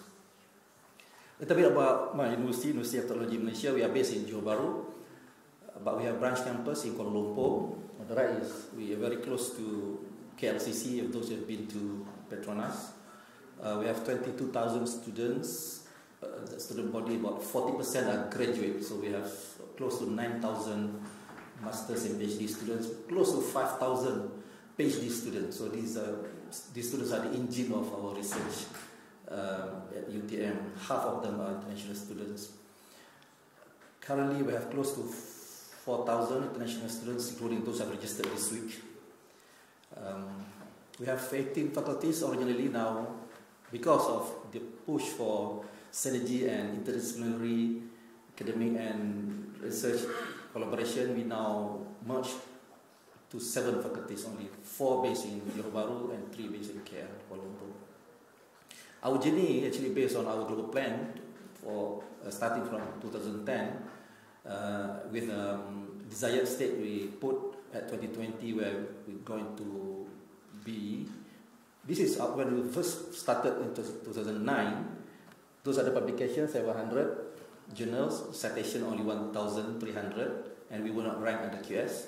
And we put this target, very ambitious target, for 10 years. We wanted to have 15,000 journals, 50,000 citations, and QS ranking number 200.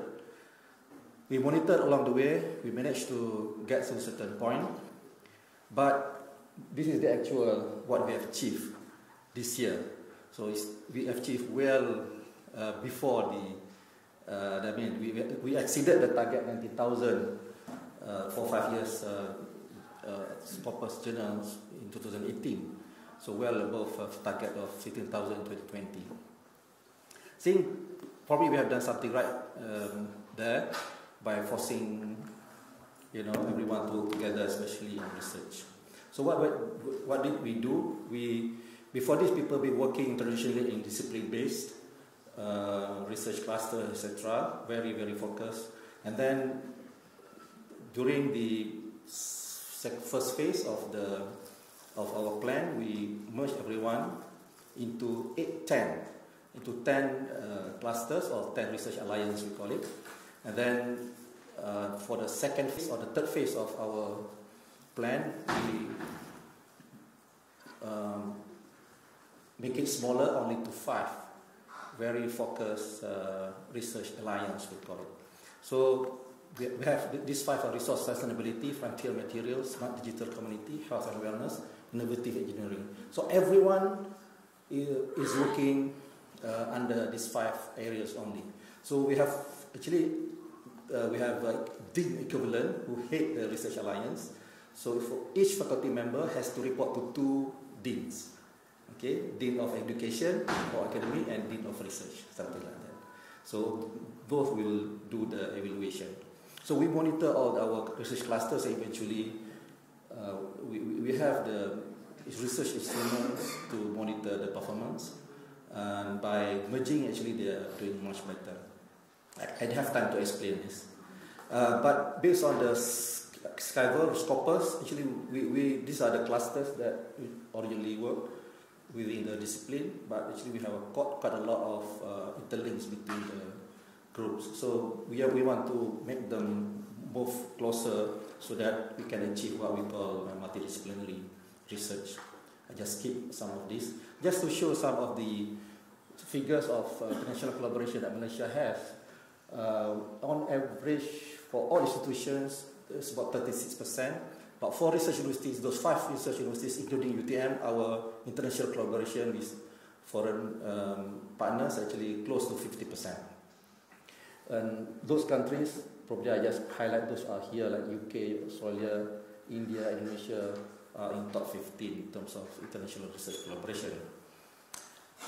In terms of output, again, in Malaysia, the number 1 university in Malaysia, University Malaya. Number 2 in terms of research output in Malaysia is actually UTM. We produced for the past 5 years, 16,000 as mentioned previously. And skip some of this, but now we're focusing not only on the number but also the quality. So we go for Q1 and Q2 kind of journals, and at UTM we managed to produce about 35%. I mentioned about PhD students.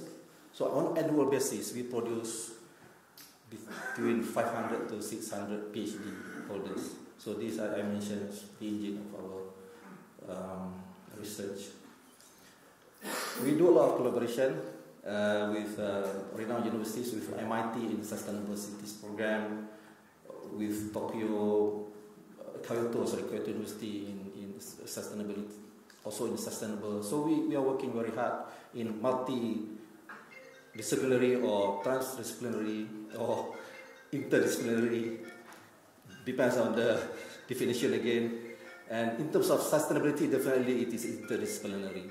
So there we are. Malaysia is one of top 15 in the world in sustainability, and Malaysia we are number one. Even we are ahead of number one university, which is University Malaya in Malaysia.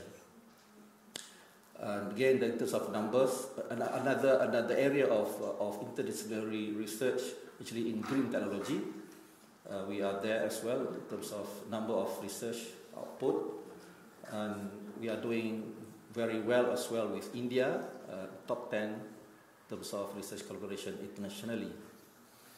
This is actually the output from Europe. If you don't know, Europe is a ranking, university ranking by academic performance. The only major bibliometric based on Web of Science. UTM actually became research university much later. UTM is this one. The graphic is going up, and so we are challenging all other research universities now. We are now at number 2. For the past 5 years, we have increased quite significantly. If we look at ranking, now in engineering and technology, we are number 50, 53, around that figure. In the world, 228. And in Asia, we are number 47. And this is something that probably I want to show you. Again, in terms of interdisciplinary research, we currently, on the Europe ranking, we are number 3 in the world in sustainable and renewable energy. In terms of, this is based on bibliometric Web of Science journals. So the focus after this is based, mainly we are targeting more SDG kind of research, sustainable development goals, and we are assigning the research groups or the research grant will be addressing SDGs. Okay, thank you very much.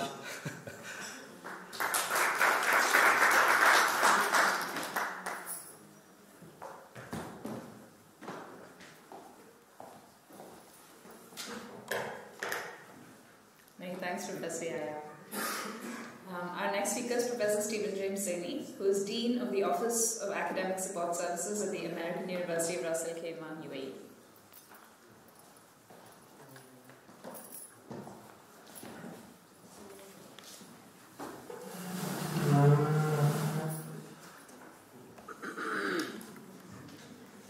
While she pulls up this PowerPoint, which I'm mostly going to abandon in the interest of time, I think I'll begin. I wanted to start off with a small quote. There's a novelist, Roger Zelazny, who mentions that the best prophets are really the ones who don't even believe their own message. And I think that sometimes I would say to you, I'm going to try to deliver what I think is a sort of positive message about research, and yet I will say there's a sort of cynical, depressed side of me that often thinks, I'm not sure just how successful one can be. And I worry about that, right? It is, in effect, let's say the problem of our discipline is we all know that there are certain kinds of problems for it, but what to do about them. And so really I wanted to just give you, not working this very well. Really, I just want, well, good, I'm abandoning it anyway. I'll give you a couple of anecdotes and a few sort of practical suggestions for creating interdisciplinary research. And so the thing I want to say is I'm at the American University of Ras Al Khaimah. It's relatively new, 10 years old, but it's got a lot of hope and optimism. We just got SACSUOC accreditation, which was a several-year process that was fairly antagonizing, at least in terms of program development, because you couldn't have any substantive changes while you were in your candidacy. And now that that's done, the world is sort of opened up in terms of things we can do. So what are the things that you can do at a program level to encourage interdisciplinary research? Well, I'll tell you, and this is the cynical, depressed side, I'll tell you how you can do it wrong. And I want to give you just a few odd examples. So one is, I've been going to an awful lot of, since I took the position over international partnerships conferences of one sort or another. And one of the things to do wrong is it's very easy to sign MOUs that are effectively sort of useless, right? And we have some at our university that work, mostly though on the student level, at sort of student exchange. But in terms of genuine faculty exchange, they're not organic.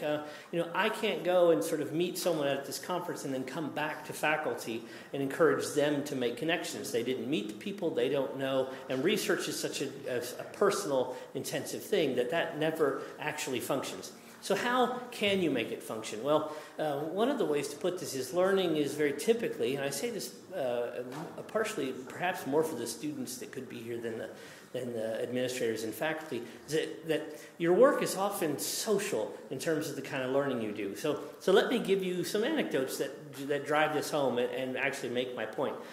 I used to teach over a decade ago in the Texas State prison system, and the prisoners are fairly interesting in terms of what they're there for, but they're often a sort of collection of murderers and thieves. And one of the things that is very much at stake in the classroom for them are the relationships they have. So they were very limited in the spaces, and you could just visibly see it. I mean that the Latinos would all sit together, the white supremacists would all sit together. The classroom was sort of was built up this way.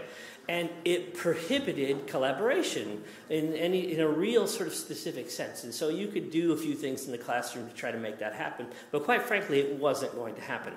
Now, I've had the opposite occur, and this is where I would sort of like to go in terms of directions. One of the ways that this has occurred to me is if you take away that visual element. I've taught online before. I had this experience in online teaching. It was a children's lit class where we had done this religious-oriented text, and it led to a bunch of students. I was teaching in Texas at the time, a large Southern Baptist community, that suddenly on the discussion boards had jumped into a kind of discussion of how those people who walk around wearing a hijab all the time, sort of throwing their religion in your face, and how that was ridiculous.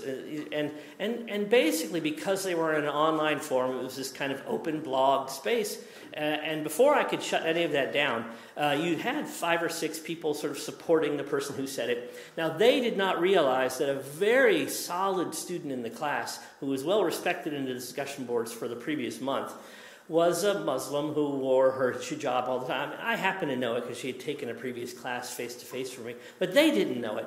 And so she suddenly leapt in with a comment, which is, well, I wear a hijab all the time. This is someone they know, but they don't know who she is, in this sense.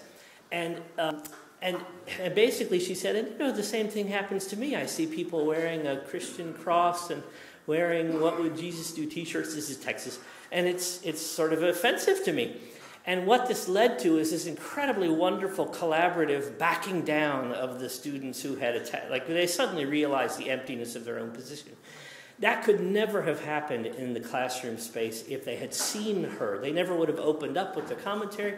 So my point is, what was good about that was that it found, somehow, and again it was somewhat accidental, you found a way to disrupt normal senses of community, normal senses of research, normal senses of thinking. Well, how do you do that some way that's not accidental? Here is the sort of one practical solution I'll give to you, particularly in terms of faculty. How do you get faculty to sort of think about disruptive spaces? Well, you somehow encourage it. I've been in 2 different universities where they had a program that worked somewhat like this. You would give a course release for someone to develop an interdisciplinary work, and you would sort of say, we need an interdisciplinary class. We will only reward you in terms of the finance of paying you or a course release. Of course, I say this to the administrators in the room. Course releases are beautiful. They are revenue neutral. So you give someone a course release and you say, look, we're going to pay you plus a course release if you will just put together a class with some faculty member outside of your discipline. And then the other trick of this is you have to make it so that students will take it, right? You have to make it so that it will count in their degree plan at some level. That's another sort of layer to it. But if you can do that, what you end up with are faculty who are they go searching for it, because particularly the places I've taught there, often they sort of pay lip service to the idea that you must do a bunch of research. We are very research oriented, but they still have a 3 or 4 class load that's being given to faculty. So giving faculty money works, but giving them time, right? Course releases works even better. And then that is the incentivization for them to go find somebody else to do work with. I've done it a couple of times myself. I've taught classes with an art professor. I'm a literature person, literature and philosophy, but a theater person. You go find, and I've done some collaboration with math. That was a tough one. And in fact, like the research is so sort of radical in a sense, it just turns into more a question of like design thinking or something like this. But it was still fruitful for both of us. And I think that's it, is you have to find ways to make this, several of us have brought up the question of just how, to some degree, it's not natural to work, especially for people who have been taught to specialize, to sort of think outside of these spaces. So how do you find ways to give incentive for doing it? Well, this is it. You find some way to give them time for doing it, and also a kind of way that it motivates things. The students themselves will also become these interdisciplinary students, especially because you're going to be pulling in somebody from your own program, but the program of the other faculty member. One of the ways this has worked, particularly then, it's helped my research in doing it, but I've had a student come out of a joint class I taught with an art professor to do graphic design. He made a video game out of it. This is Gonzalo Alvarez. It's about border crossing. And one of the ways he learned to make that video game was he knew nothing about software coding, but he had an engineer in our class. And that was one of those things that came up in class conversation of, I wish I knew how to do this. Oh, I know how to do that, said the other student, and it turned into a collaboration.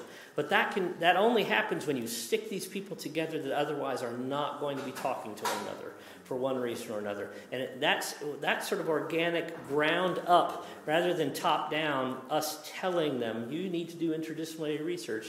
That won't accomplish very much. But if you can find this way to sort of enable it to happen from that ground roots place, then it will come up and success will come out of it. The way that Dr. McCall put it earlier was dual voids. I think of this, I've been thinking of it as disruptions, but sort of exposing to people what they don't know and taking the things that are just completely alien to them and thrusting it at them. That's in some ways the way that this works. Research has to come out of not your comfort zone, but out of these sort of uncomfortable, unknown spaces that you are in some ways sort of putting together. So thank you very much.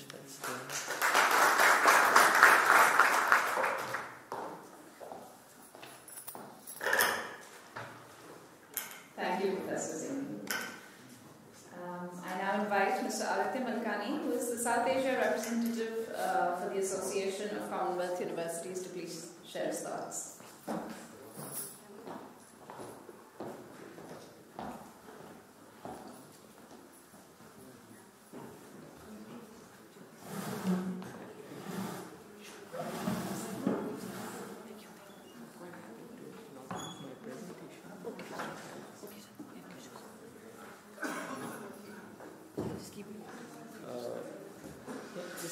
Let it be a regular background.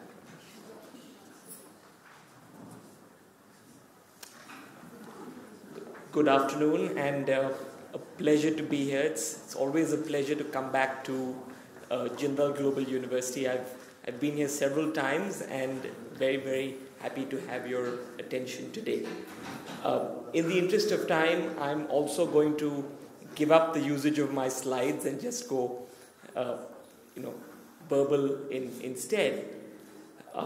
Just to say, I'm South Asia representative for the Association of Commonwealth Universities. A little bit about the ACU. We're the world's oldest international university network, established way back in 1913. We're a membership organization with over 500 university members across 50 plus Commonwealth countries. Interestingly, India happens to have the largest number of members as part of the ACU network, and which explains my role. We do a lot of different sorts of projects, and many of them are in areas of research management and uptake. Our work in research is very focused on helping universities implement and understand their research extremely well. We help universities strengthen their research capabilities, and I've done a number of projects in areas of climate change. In Africa, for example, we're at the moment starting to look at some projects in India as well. But I think what I'd like to focus on in this presentation is give you some examples of how we use our position, because we're at a pretty good spot in terms of observing the university space as a whole with our members in so many different countries. We have members in developed countries, we have members in developing countries, we have members across the Commonwealth. And we're in a good position to observe how education systems are developing and functioning the world over, particularly in the times we're in today. So I'd like to give the example of our ACU Summer School.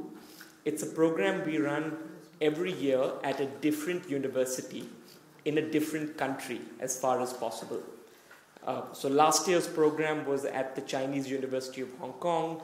This year's program is at the University of Mauritius on the theme of public health, and we've had programs in Rwanda, in the UK, and other parts of the Commonwealth.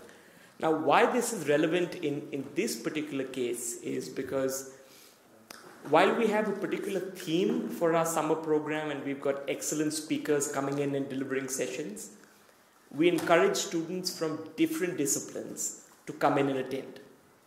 And the objective here is to try and inculcate a culture at the very early stages in a student's life, whether you're a final year undergraduate or an early first year postgraduate student.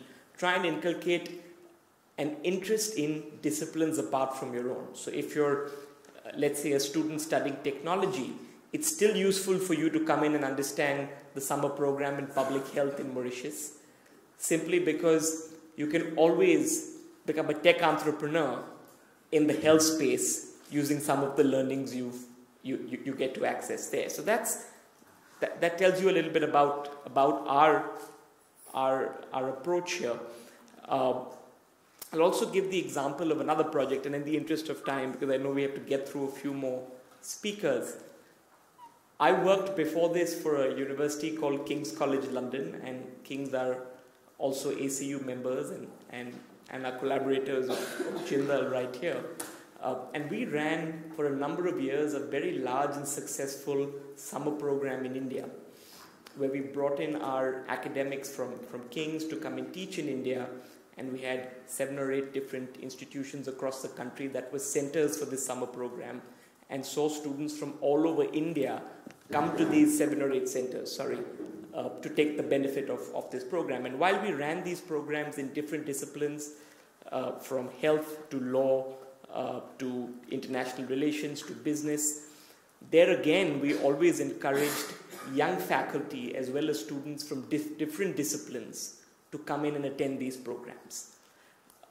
Again, using the same principle that we must inculcate interdisciplinarity at as early a stage as possible. So there's plenty more information available on our website. I don't want to hold up the program by going into greater detail, but these are my few bits of information. Thank you.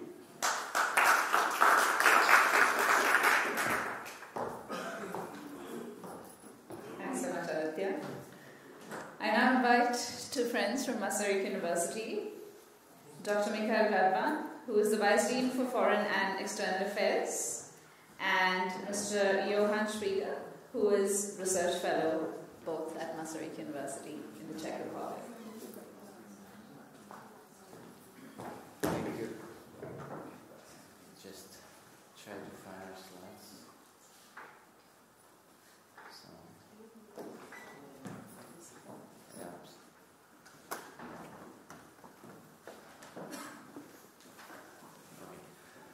Good afternoon, everybody, and thank you very much for the invitation and the perfect hospitality. I really love it, and this is the first time in India for me. And start research cooperation. We must know each other and how to get it.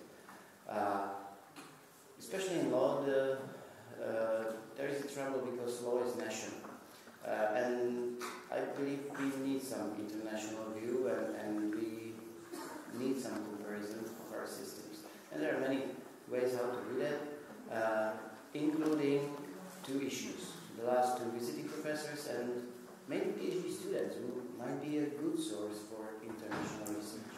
And at the moment, we are opening 4 new PhD programs for international students. What is constitutional law, legal theory and public affairs, corporate foundation and trust law, and intellectual property. What are we running right now is financial law and financial science, both in English and Polish version. Well, it's quite strange for the Czech Republic, but we have really some students in this program.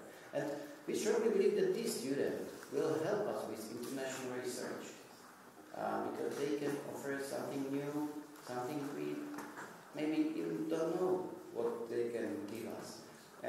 Plus, Colin was perfect in his speech about the interdisciplinary research. And as you can see, the topics of these programs, we do believe that these topics might be interdisciplinary. In my area, in financial law and tax law, we do have PhD students who are not lawyers, who are economists, and this offers great opportunities, in my opinion. The second way how to get teachers, international teachers to our faculty and start international research cooperation are the visiting professors. We have, or historically, we had several travels how to do that, how to get them into the faculty, how to make them teach. But at the end, we found out how to solve this issue, and we started something like visiting professors program. And later, when we will share this presentation, hopefully you can go through these pages and you can see that we do have every semester between 20 and 30 visiting professors. Altogether, in one calendar year, we have 50 visiting professors courses, plus we offer additional 40 courses in English, what is very unique in Central and Eastern Europe for law schools. What do we need from these visiting professors? We ask them to give us this basic information to open the course. When they send it, I can open the course in 24 hours, in fact. We ask them to prepare 500-minute speeches. We give our students 5 ECTS credits. We guarantee that teacher has at max 30 students only in his lesson. And officially it's accepted by the dean, unofficially by me. What is great. What are the troubles? Money, money, money. So we are using a lot of sources. The best one for this is the Erasmus Plus program. Unfortunately, it works perfectly within Europe, between European schools. Internationally, it's one disaster because if once you sign any agreement within the Erasmus Plus program, world program, they almost guarantee you that you will not be able to sign for the next year because you already used this program with this particular international school. That's why we are trying to get some bilateral agreements, and then it depends how it's financed. We are using sources from embassies. We do have, of course, our own sources. We do have perfect cooperation with the German Marshall School from Chicago. They are paying themselves the trips to the Czech Republic, and they are teaching our students. So this is really perfect, and this opens new possibilities for students, for the faculty, and for us as teachers in the area of research, because we can speak with these people who are coming. And this is the only reason how we can start the cooperation. And the perfect example is the project, the Rise of Judicial Self-Government in Europe, what is ERC project, what is very special in the European context. It's fully financed by the EU. And there are just 2 projects at the moment in the area of law financed by this program. To be honest, if this guy prepares the project only on law, he will never be successful. It must be something interdisciplinary. So if it's something with politics, political science, it helps a lot. And we do have a lot of other, mostly European projects as well, national projects. And this guy was able to create his team, because this was one of his tasks at the very beginning, to prepare an international team. And he used these people who were coming for conferences and who were coming as visiting professors, who were PhD students. So this is, in my opinion, necessary. Well, you all are very invited to come to our school. It's a little bit strange to make a promo with beer and wine at Tri Campus, but this is our goal. And if you want for reserves, thank you.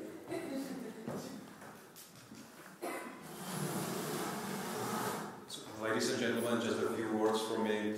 I also got a presentation, but since we are from the same faculty, I decided to make it short. I know the time is almost over, and I will just tell you a few words about my presentation. We are from the same faculty, so I don't need to introduce our faculty again. I will just tell you something about myself. My name is Johan Schweigel. I'm from the Department of Financial Law. I'm not a typical academic. I came from practice. I spent some years in Deloitte and several law firms. What I was going to tell you about is also the need of an interdisciplinary approach. I had the presentation prepared, and then I heard several real amazing speeches here, and it is very hard to speak about the interdisciplinarity here, since there was Colin, just a few speeches ahead of me, and he gave a brilliant explanation of what interdisciplinary approach means.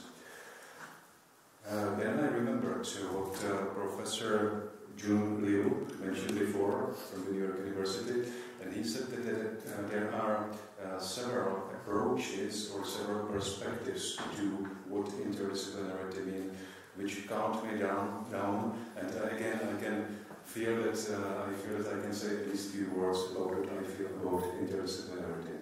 I look at it from the point of view of a practitioner, and in the practice I learned one thing.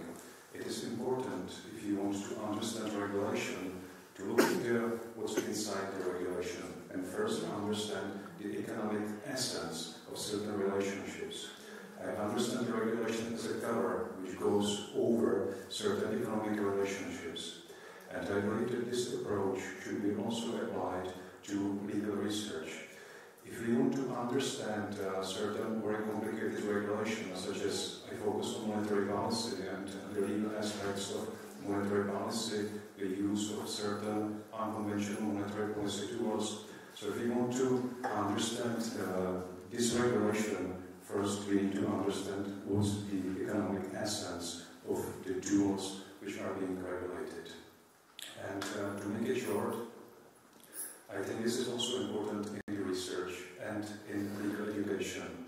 We should explain to our students, or we should maybe first try to get at least some economic basics if we want to describe or research certain very complex issues which are being regulated. So I made my point very short. I hope that it was understandable, and I thank you very much for your attention. Thank you.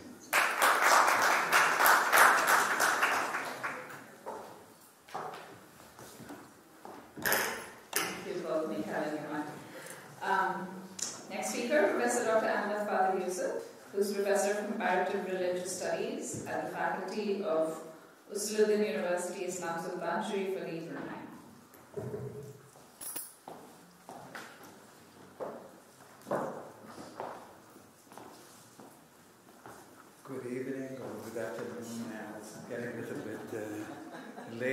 and everybody dozy, and maybe very soon good night.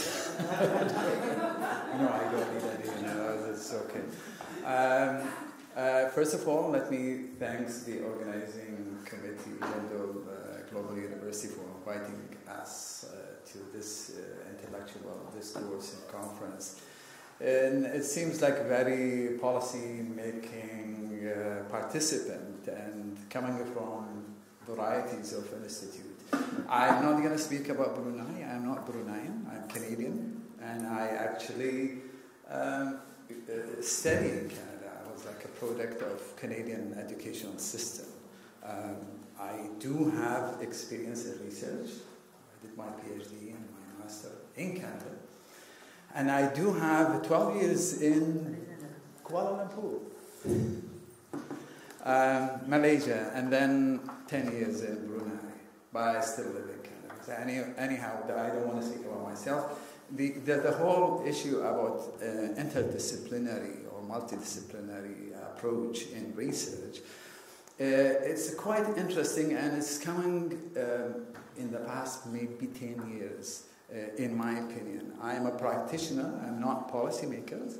I do have research projects on multidisciplinary in Brunei as well as in Malaysia.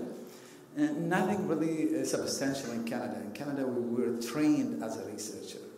We have established research center, and we were a member of the research center. So it was until we finished. Now, there is a new idea, maybe I will share it with you, which is just as comes actually just like now. And I said, well, many spoke about what is the product of the research. I mean, we do have a problem. I was just like a few years in Canada teaching, and there is funding and money and all these issues. Brunei doesn't have a problem with money. It has a problem with how to do research. And Canada, you have to fight for money. And humanity and my department of religious studies, and please understand, it's not theology, we are social scientists. Okay, we are trained as a social scientist, and it's not theologian and not teaching Bible or whatever. From this, the Canadian Research Association, SHRC, it's you have to fight for the money, and I never had the chance because I never worked there. But I do have colleagues who have big project, big money from the Canadian government. Malaysia have a lot of money, and actually our colleague here, Samir from Skudai, right, from Johor, knows about this. They live. But UIA, when I was working there, I would say 90% of the staff, lazy, no skills of research, they love to go teach in the class, and that's it. I'm a professor of university. Well, this is not university then. So the government started to actually give money. Said, okay, every professor, here 10,000. Do whatever you want. Okay, well, what are you going to do with it? Go buy a nice laptop, camera, or whatever, toys, and where's the productivity? It's none, or very weak. Now, I'll speak about one project, maybe in the next 2-3 minutes, in Brunei. When I joined the University of Sultan Sharif Ali Islamic University in 2015, right away I submitted a research project on moderation in world religion, in Arabic called Wasatiyya, for those who understand Arabic. So, how to select the researcher? I was the leader. I asked for fund, everything approved. The deputy rector was a member. I said, you become my assistant. He said, okay. And the dean of the faculty, she was a member. And one linguist teaching English, I said, I need you to make sure that the language is accurate. And one from economics. So for 2 years, we were working on this project. Done, published, good. We did not spend one ringgit, $1. currently I am the head or coordinator of research and development in the faculty. And in the faculty board, one professor, associate professor, raised the point. He said, what happened when we raised the question about research? He said, I submit 2 research projects rejected. Even in the project, I said, no funds. I don't need funds. But the university still rejected the proposal. So I said, why you need money? If you really you wanted to work, you could work without even the university network. I'm not saying, okay, you have to have organized research project, get the approval. This is also the bureaucracy is really headache. And then the fund, they give you 100,000, what are you going to do with it? So he kind of swallowed it, but he said, no, but university now, KPI, and Scopus, we need to publish, we need this, otherwise we're not going to survive in the university. And I said, you do publish, you do research, you don't have to apply for any humanity, whatever. We are not engineering or whatever. So this is the proposal when I submitted.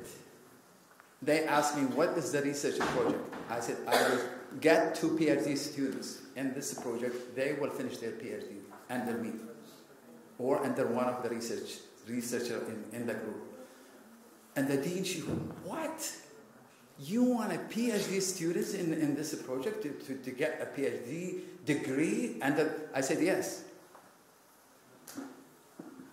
Oh, no, cannot do this. Then the whole thing is closed, no master. And I felt it is a good way that if we want to nurture our PhD students, new brain, new ideas, these projects should include students, which is a PhD student. Things I did actually in Kuala Lumpur, I choose 5 PhD students under one project, same wasatiyya, moderation, and done a great job. I gave them money, I have money, I have a lot of money, and I was director of the institute. And I picked them one from law, one from economics, political science, sociology, psychology, then published in North America, a book. So anyhow, I'm just sharing this. Sorry about the timing, and thank you for listening, and have a good evening.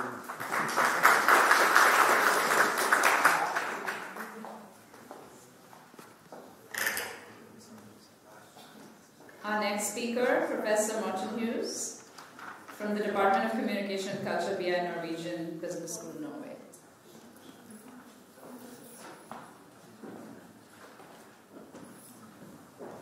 India may be the country of interdisciplinary research.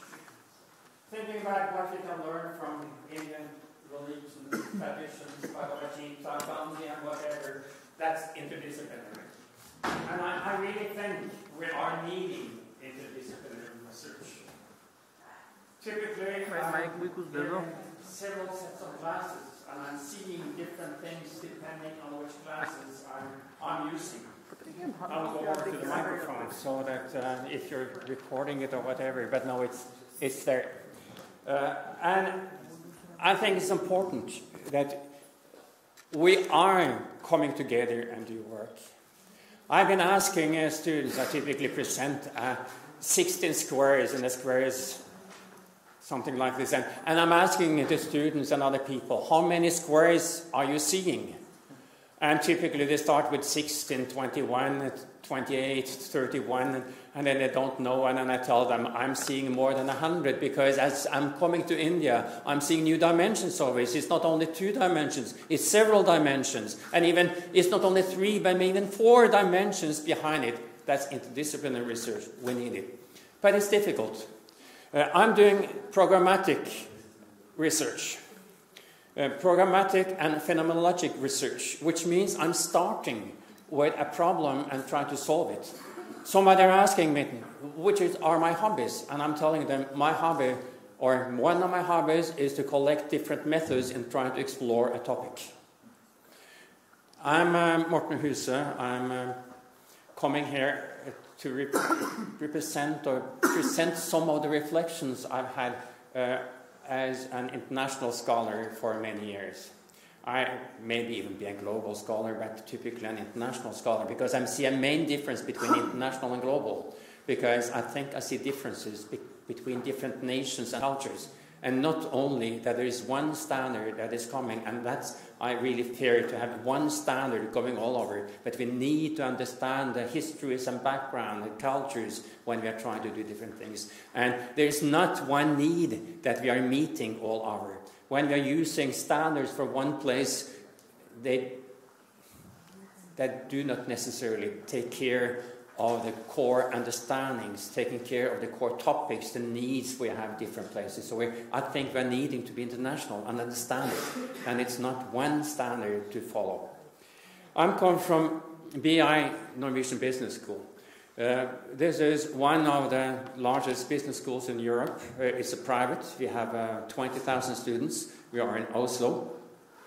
And I'm coming here to present some provocation and challenges based on my experiences over many years.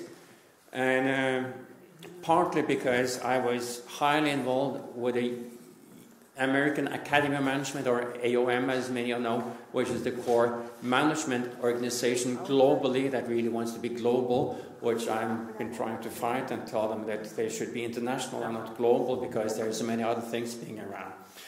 I've also in a period was the president of the European Academy of Management, and were then able to be able to counterbalance and try to find alternatives and to see how things could be developed further. My private research is about boards of directors or corporate governance, value-creating boards on the one side. On the other side, I'm highly involved in gender issues, gender balance, particularly women's career and women on boards, and then combining these two different things, but embedding it more and more in topics that are related to the national understanding and cultures. And the different instruments that needs to be done need to be adapted to what you learn from the national cultures. And then you're seeing also the importance of going into using different interdisciplinary approaches behind it. I've been teaching in about 50 different universities in 9 countries, I think it is. And I've been doing executive presentations in between 25 and 30 different countries. And as indicated, also been involved academically in different places. We've been asked what's excellence in research, and we've been referring to European Research Council, for example, and they have been listing different things that are important with excellence of research. I'm just passing as it's on the board, so I don't need to repeat it. And then we should also think about what really matters the most when we're thinking about scholarship. What is scholarship? And it's universities, and we are scholars. This is among the core things. And when going to some of the background and some of the core discussions about scholarship, the work of a scholar, well, is a US scholar, but Boyer presented the scholarship of discovery, scholarship of integration, scholarship of application, and scholarship of teaching. And these have been repeated several times. I'm trying to understand what it is. And it's not only one of them. And I do not have here listed the scholarship of publishing, but the scholarship of discovery and integration as some of the things that directly goes to that, close to publication. But publication is not the starting point of scholarship.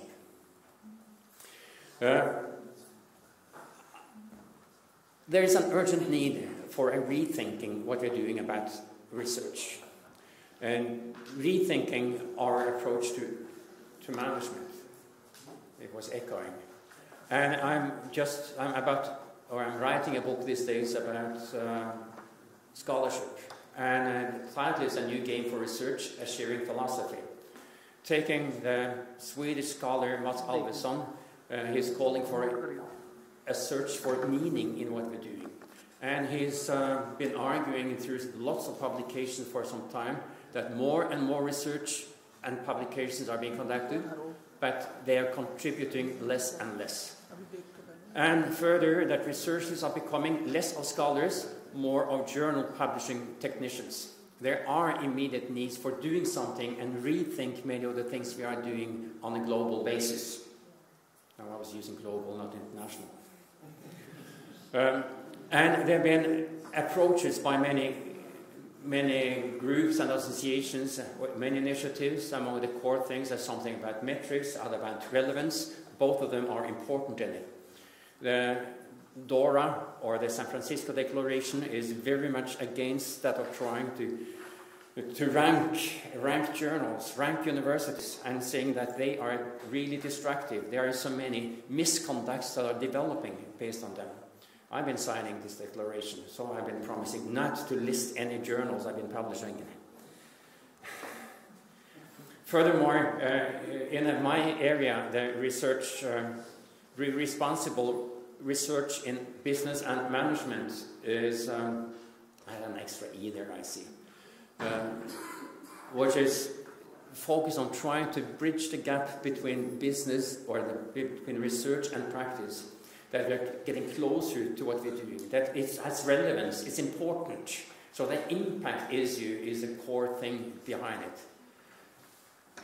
So I've been signing that one also, which means that I'm trying to get close as possible to these things. Well, this is not on a sentiment for refugee. This has been taken up by the core associations, not only in managements like academic management, URAM, EGOS, but also in lots of other disciplines. So it's something, there's a sentiment that many professional organizations are following up, and we definitely are meeting.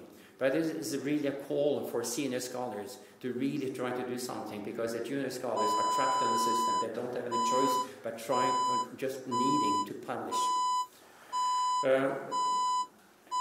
Here is some of a picture of the panel at the U.S. Academy of Management last year, where the previous presidents came together and discussed this topic, and the same thing is going to take place at the European Academy of Management this year, and many other things, and it's a clearly specified way of doing it. But what can we do to try to overcome some of these things? Well,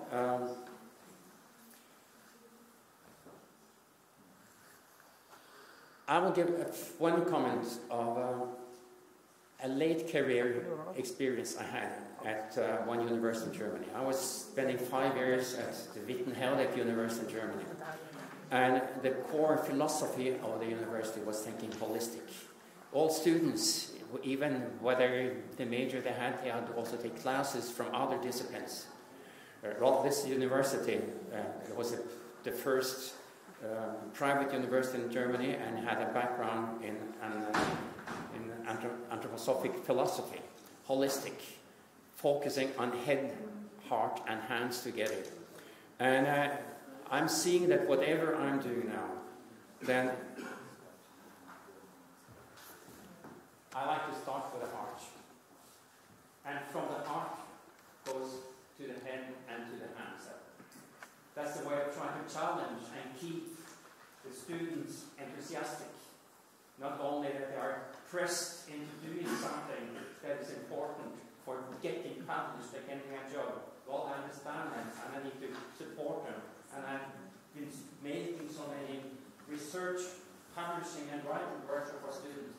But the core thing is to try to meet them and nurture what they really are believing in, and get them into something that is important for business and society, and for whatever it should be.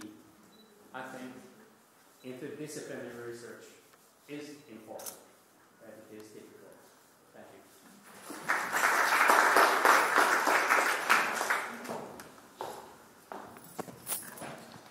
I call upon our penultimate speaker, Dr. Tuan, who is Professor and Vice Dean International School, Vietnam National University International School. Okay, thank you, Madam Kaliani. First of all, I would like to say thank you, committee, the organizing committee, for inviting me here. And I want to share something about the research, supporting research in Vietnam National University International School.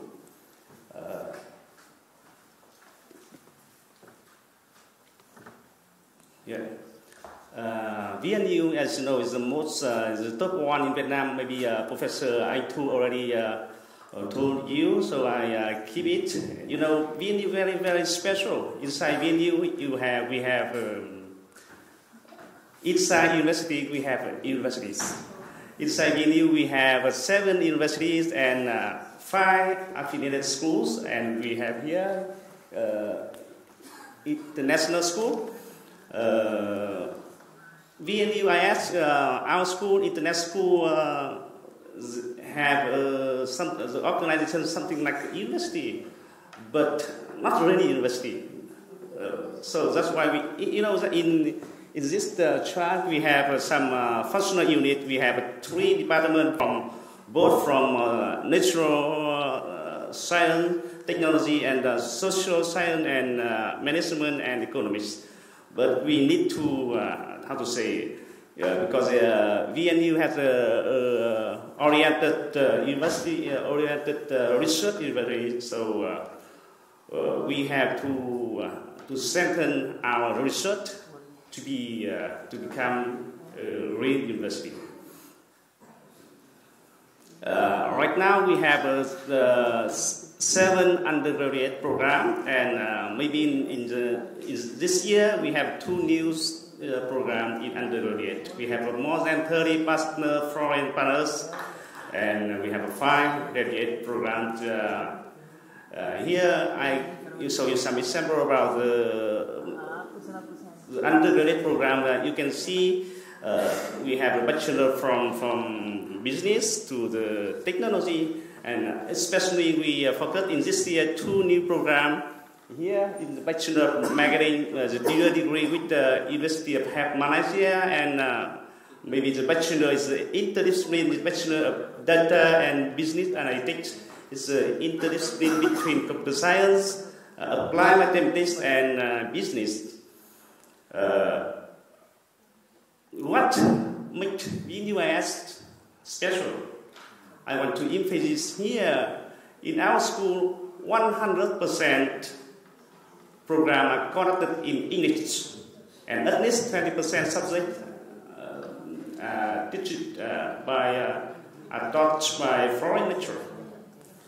And also because there are both Department of Natural Science and Technology and Department of Social Science and Economics, so we have it's really easy to create the interdisciplinary research and develop a new training program inside VNUIS. And I also have to emphasize that only us in VNU have the autonomy in finance. So it's easy for us to be a pioneer, to be a first institution to have new things. And also we have something very special. That's name is the Visiting Scholar Program. I will tell you later. So as I said before, because VNU is an oriented research university, so to make VNU's international school becomes an international university, we need to make some. We need to make our research strong and stronger. Yeah. 5 things we have to do here. We did 5 things. First, we create a new network of expert via visiting scholar program, view research lab, organize conference, support procedure, admission, and of course, financial support. Now we step by step go to the first one, the visiting scholar program. It's started by founder VNU president is now is the Minister of Education and Training. In this program, we invite experts from all over the world, well-known experts, to VNUIS to have a lecture, to have a joint work with permanent staff. And the second one, we have organized something, some lab, research labs, and we have 2 labs in data science, optimization, and information system. Here we have to envisage that the NAP member here is not only from permanent VNUIS, but also from the well-known university of the world. For example, here you can see the website of the NAP data science here. It's a professor from France, from University of Lawrence. You can see the time is a seminar, for example, the next month, February 12, for example. You know, in Vietnam right now is almost Tết holiday, and after Tết holiday, right after Tết holiday, we have a seminar, something like this. And also we focus on organize some workshop.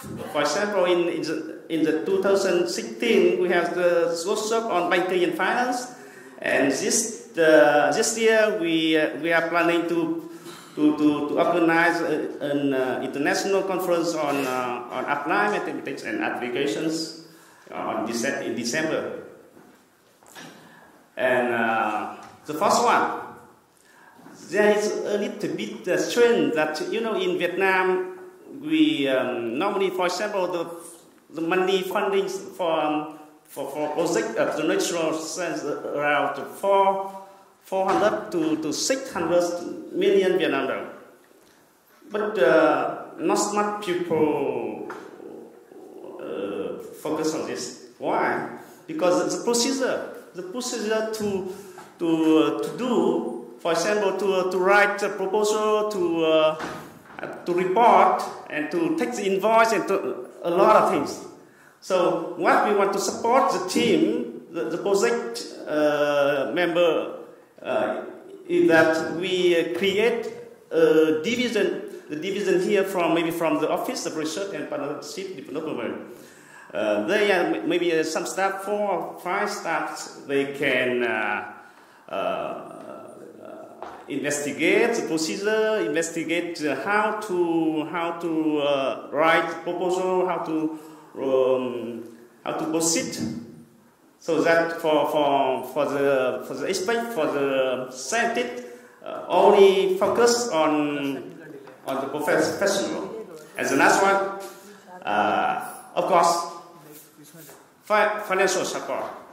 We encourage the research by, for normally for the main author of each paper journal is around 60 million Vietnam dollars. It's around 3,000 US dollar per paper. It's a 5% journal. And for the Q1 ISI Scopus, maybe around 1,500 US dollar. And the last one.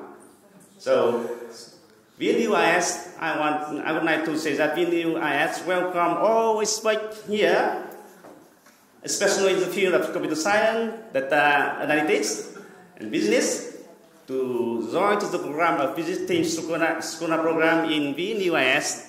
And also we have it's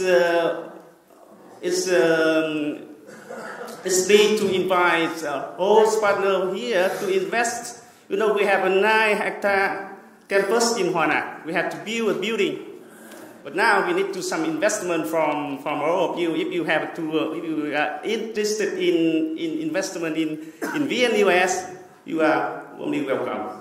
Thank you very much.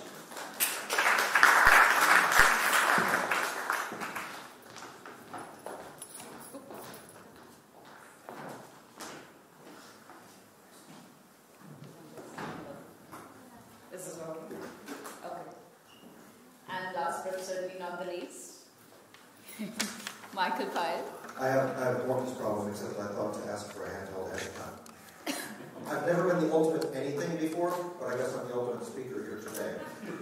I have the advantage of listening to all of the rest of you, and what strikes me is each of our institutions has tremendous comparative advantages, and each of us have tremendous comparative disadvantages. Catch for some of us. Let me tell you about my comparative advantages, and hopefully that will get you thinking about what I mean when I say that, and then we can talk during dinner about cooperation. I have 3 comparative advantages. The first, with due respect to my colleagues in the field, I'm a lawyer. I'm in law. Second, I'm in Bhutan. And third, we're the first and only law school in Bhutan. What do I mean? In 1986, Bhutan adopted the Alternative Development Strategy, Gross National Happiness, as its development strategy, as an alternative to gross national product. Gross national happiness has very little to do with happiness. It's a translation thing. And everything to do with environmental conservation, sustainable socio-economic development, sustainable communities, and good governance. And what it means is everything gets planned. Every project, from opening the first law school, to setting up a subdivision, to introducing a new branch in the hospital, to sending students abroad for studies in kidney science, must go through gross national happiness planning. It takes months, it takes years. But everything is planned, which means that everything is data intensive. Which means we, as lawyers, whenever we want to do anything, we need to reach out to the social scientists, to the doctors, to the public policy planners, to everybody. I can't lift a finger. I can't write a single article without being interdisciplinary. So, since 1986, Bhutan has been doing gross national happiness. In 2001, His Majesty the Fourth King, the architect of gross national happiness, announced to the people of Bhutan that he had searched his heart, and as absolute monarch, he had determined that absolute monarchy was inconsistent with gross national happiness. And the people said, no, Your Majesty, you're a wonderful king. We've seen what democracy does in America and Britain and everything else. We don't want it. We want an absolute monarchy. And he said, number one, you may think you're happy, but unless you have self-governance, you are not truly happy. My first reason. My second reason is I am your absolute monarch, and if I say you're going to be a democracy, you're going to be a democracy. So, Bhutan becomes a democracy. Well, what does that do? That activates us as lawyers. Suddenly, all roads don't lead and all powers don't lead through the palace. We have a parliament now. We have an active private sector. We have NGOs. We have civil society. All of them need legal advice. All of them need lawyers. So I have a tiny law school, first of its kind, only one of its kind in Bhutan, where all of my colleagues, and frankly, many of my undergraduate students are called upon to draft legislation, to advise parliaments, to advise the line ministries on new legislation. So, we're in Bhutan. Bhutan needs everything planned, and quite frankly, and this is my pitch for visiting scholars, Bhutan needs everything. Whatever your specialty is, in law, in public policy, in business, in medicine, so on and so forth, Bhutan's looking for you and your colleagues to come help us build this new rule of law society, to bring Bhutan into the modern age. We are in Bhutan. We are lawyers. What do lawyers do? Lawyers, you insert your own punchline, but lawyers build societies. Lawyers build rule of law societies. And so we are called upon to be interdisciplinary all the time. The third one, as I said, first and only. Rick said earlier that lawyers like to write about what the law is. We like to sit down with dusty books, read a bunch of cases, and then summarize them for each other. And then we look at them and say, ooh, good summary. Brilliant. We're not scientists. We're not anything. The good news is, and so if I was in America or in the Netherlands where I've taught before, in either of those countries, that's what I would be doing and that's what my colleagues would be doing. In Bhutan, none of my colleagues know that. None of them were law professors. The country's never had any law professors before, so they don't know better. They don't know that we're supposed to sit and read dusty books and just summarize them for each other and read old cases and find interesting theories about them. They think that what we're doing, public policy, the advocacy, the synthesis of all sorts of different disciplines, they think that's what law professors do. So my other appeal to you, the first being come to Bhutan and help us build a society, but if you do come, don't tell them that what you're doing is not what law professors in other parts of the world do. I hope that this triggers something about what your comparative advantages are. Our disadvantages are size. There's 14 of us in the entire law school, and cash, or at least developed country, and so if you lack any of the advantages that we have, but you've got cash, or you've got manpower, let's talk over there. Thanks so much.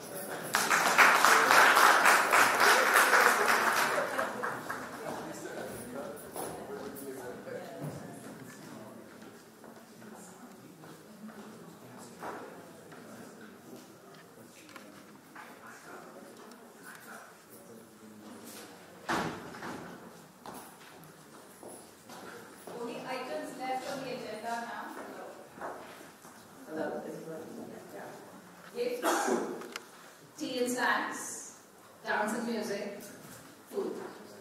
Okay? All the work is done. We would like to present some tokens of our appreciation to all of you for the amazing discussion that we've had all day today.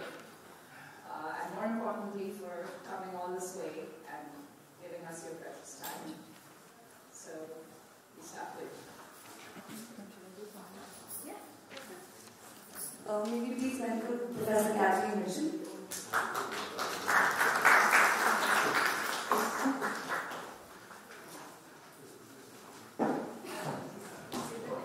Professor Zapan.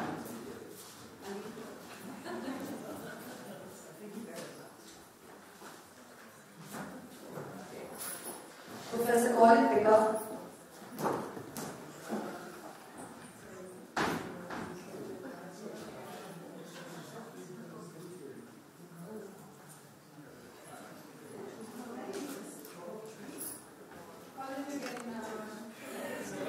Dr. Emma Bowman.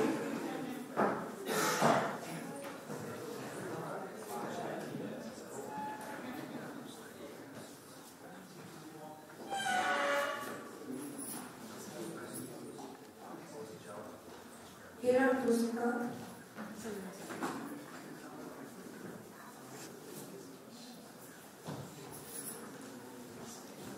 Dr. Jun Liu.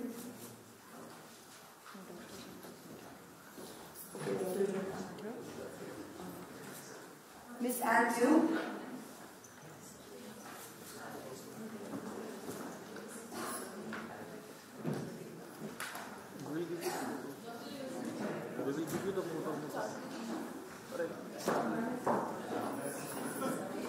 Dr. Juan Juan.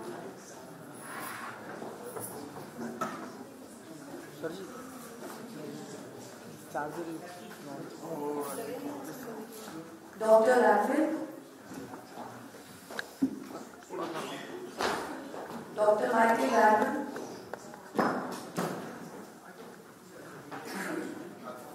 Professor Rick Snell. भाई लाइटें जलवा दो लाइटें on करवा दे सारी So you have to call Professor, but he's not there, so Professor सारी on कर दे सारी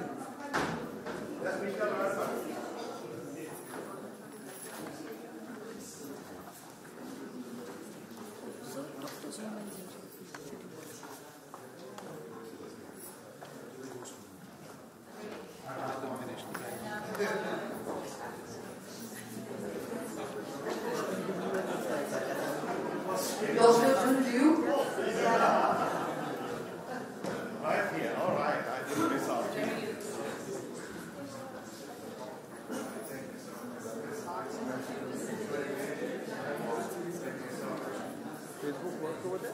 Professor Mohammad Solomon.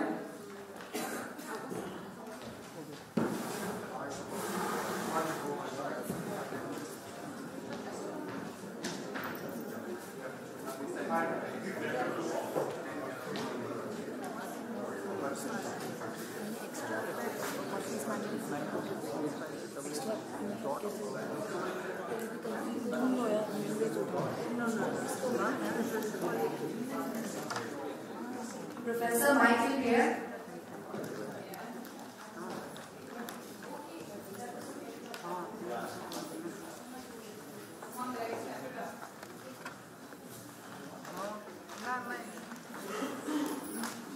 Professor Wu Wong Fong.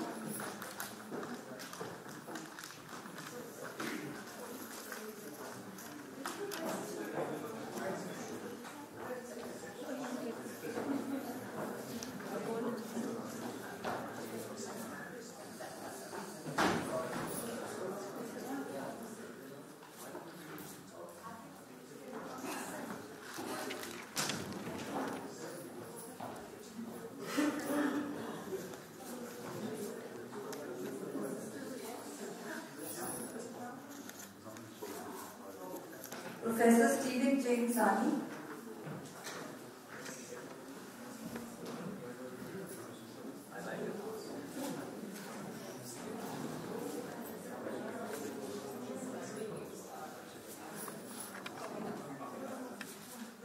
Charles Hawaii.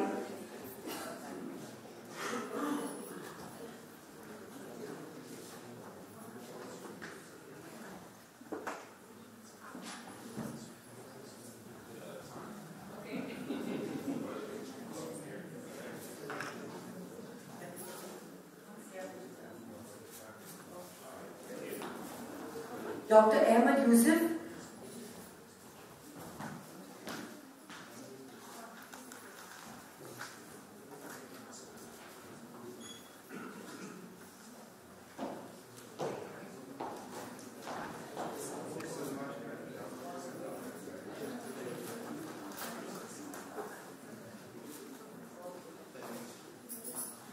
Professor To Tung Tan.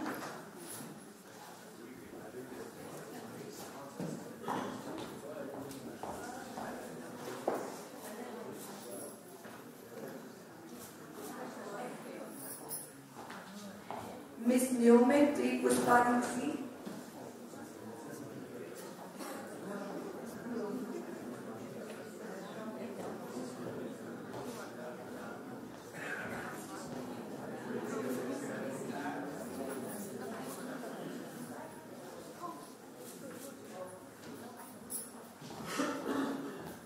Mr. Nordi Yahava.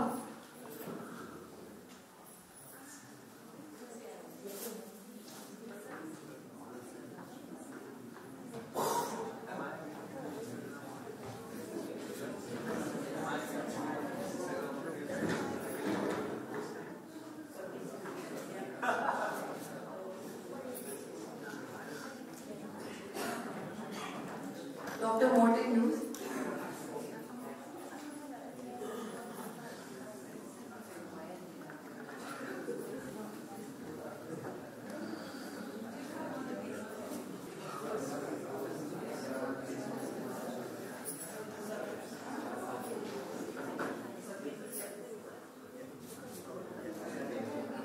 Mr. Martin West.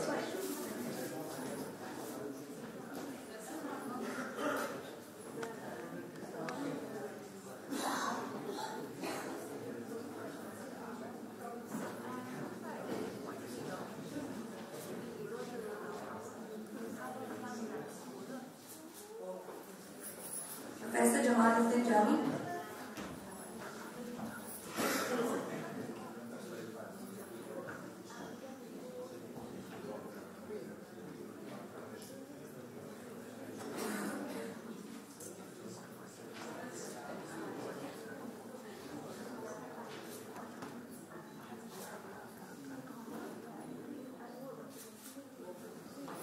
Dr. Jacqueline Milner.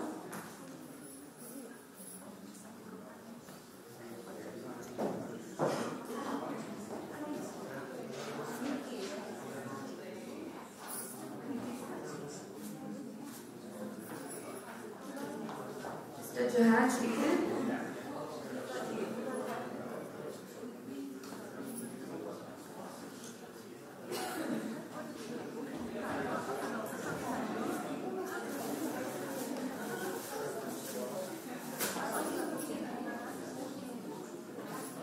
Mr. Aditya Vinod Makani.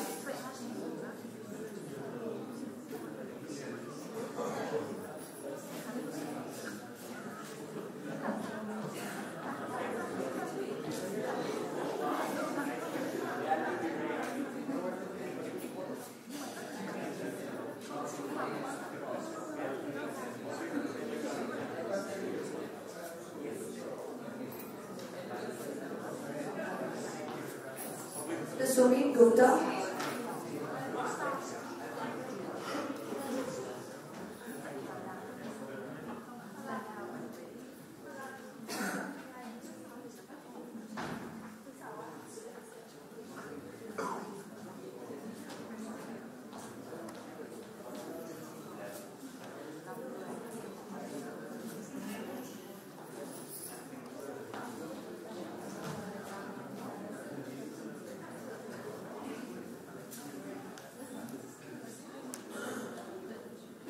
Dr. Michael Radman.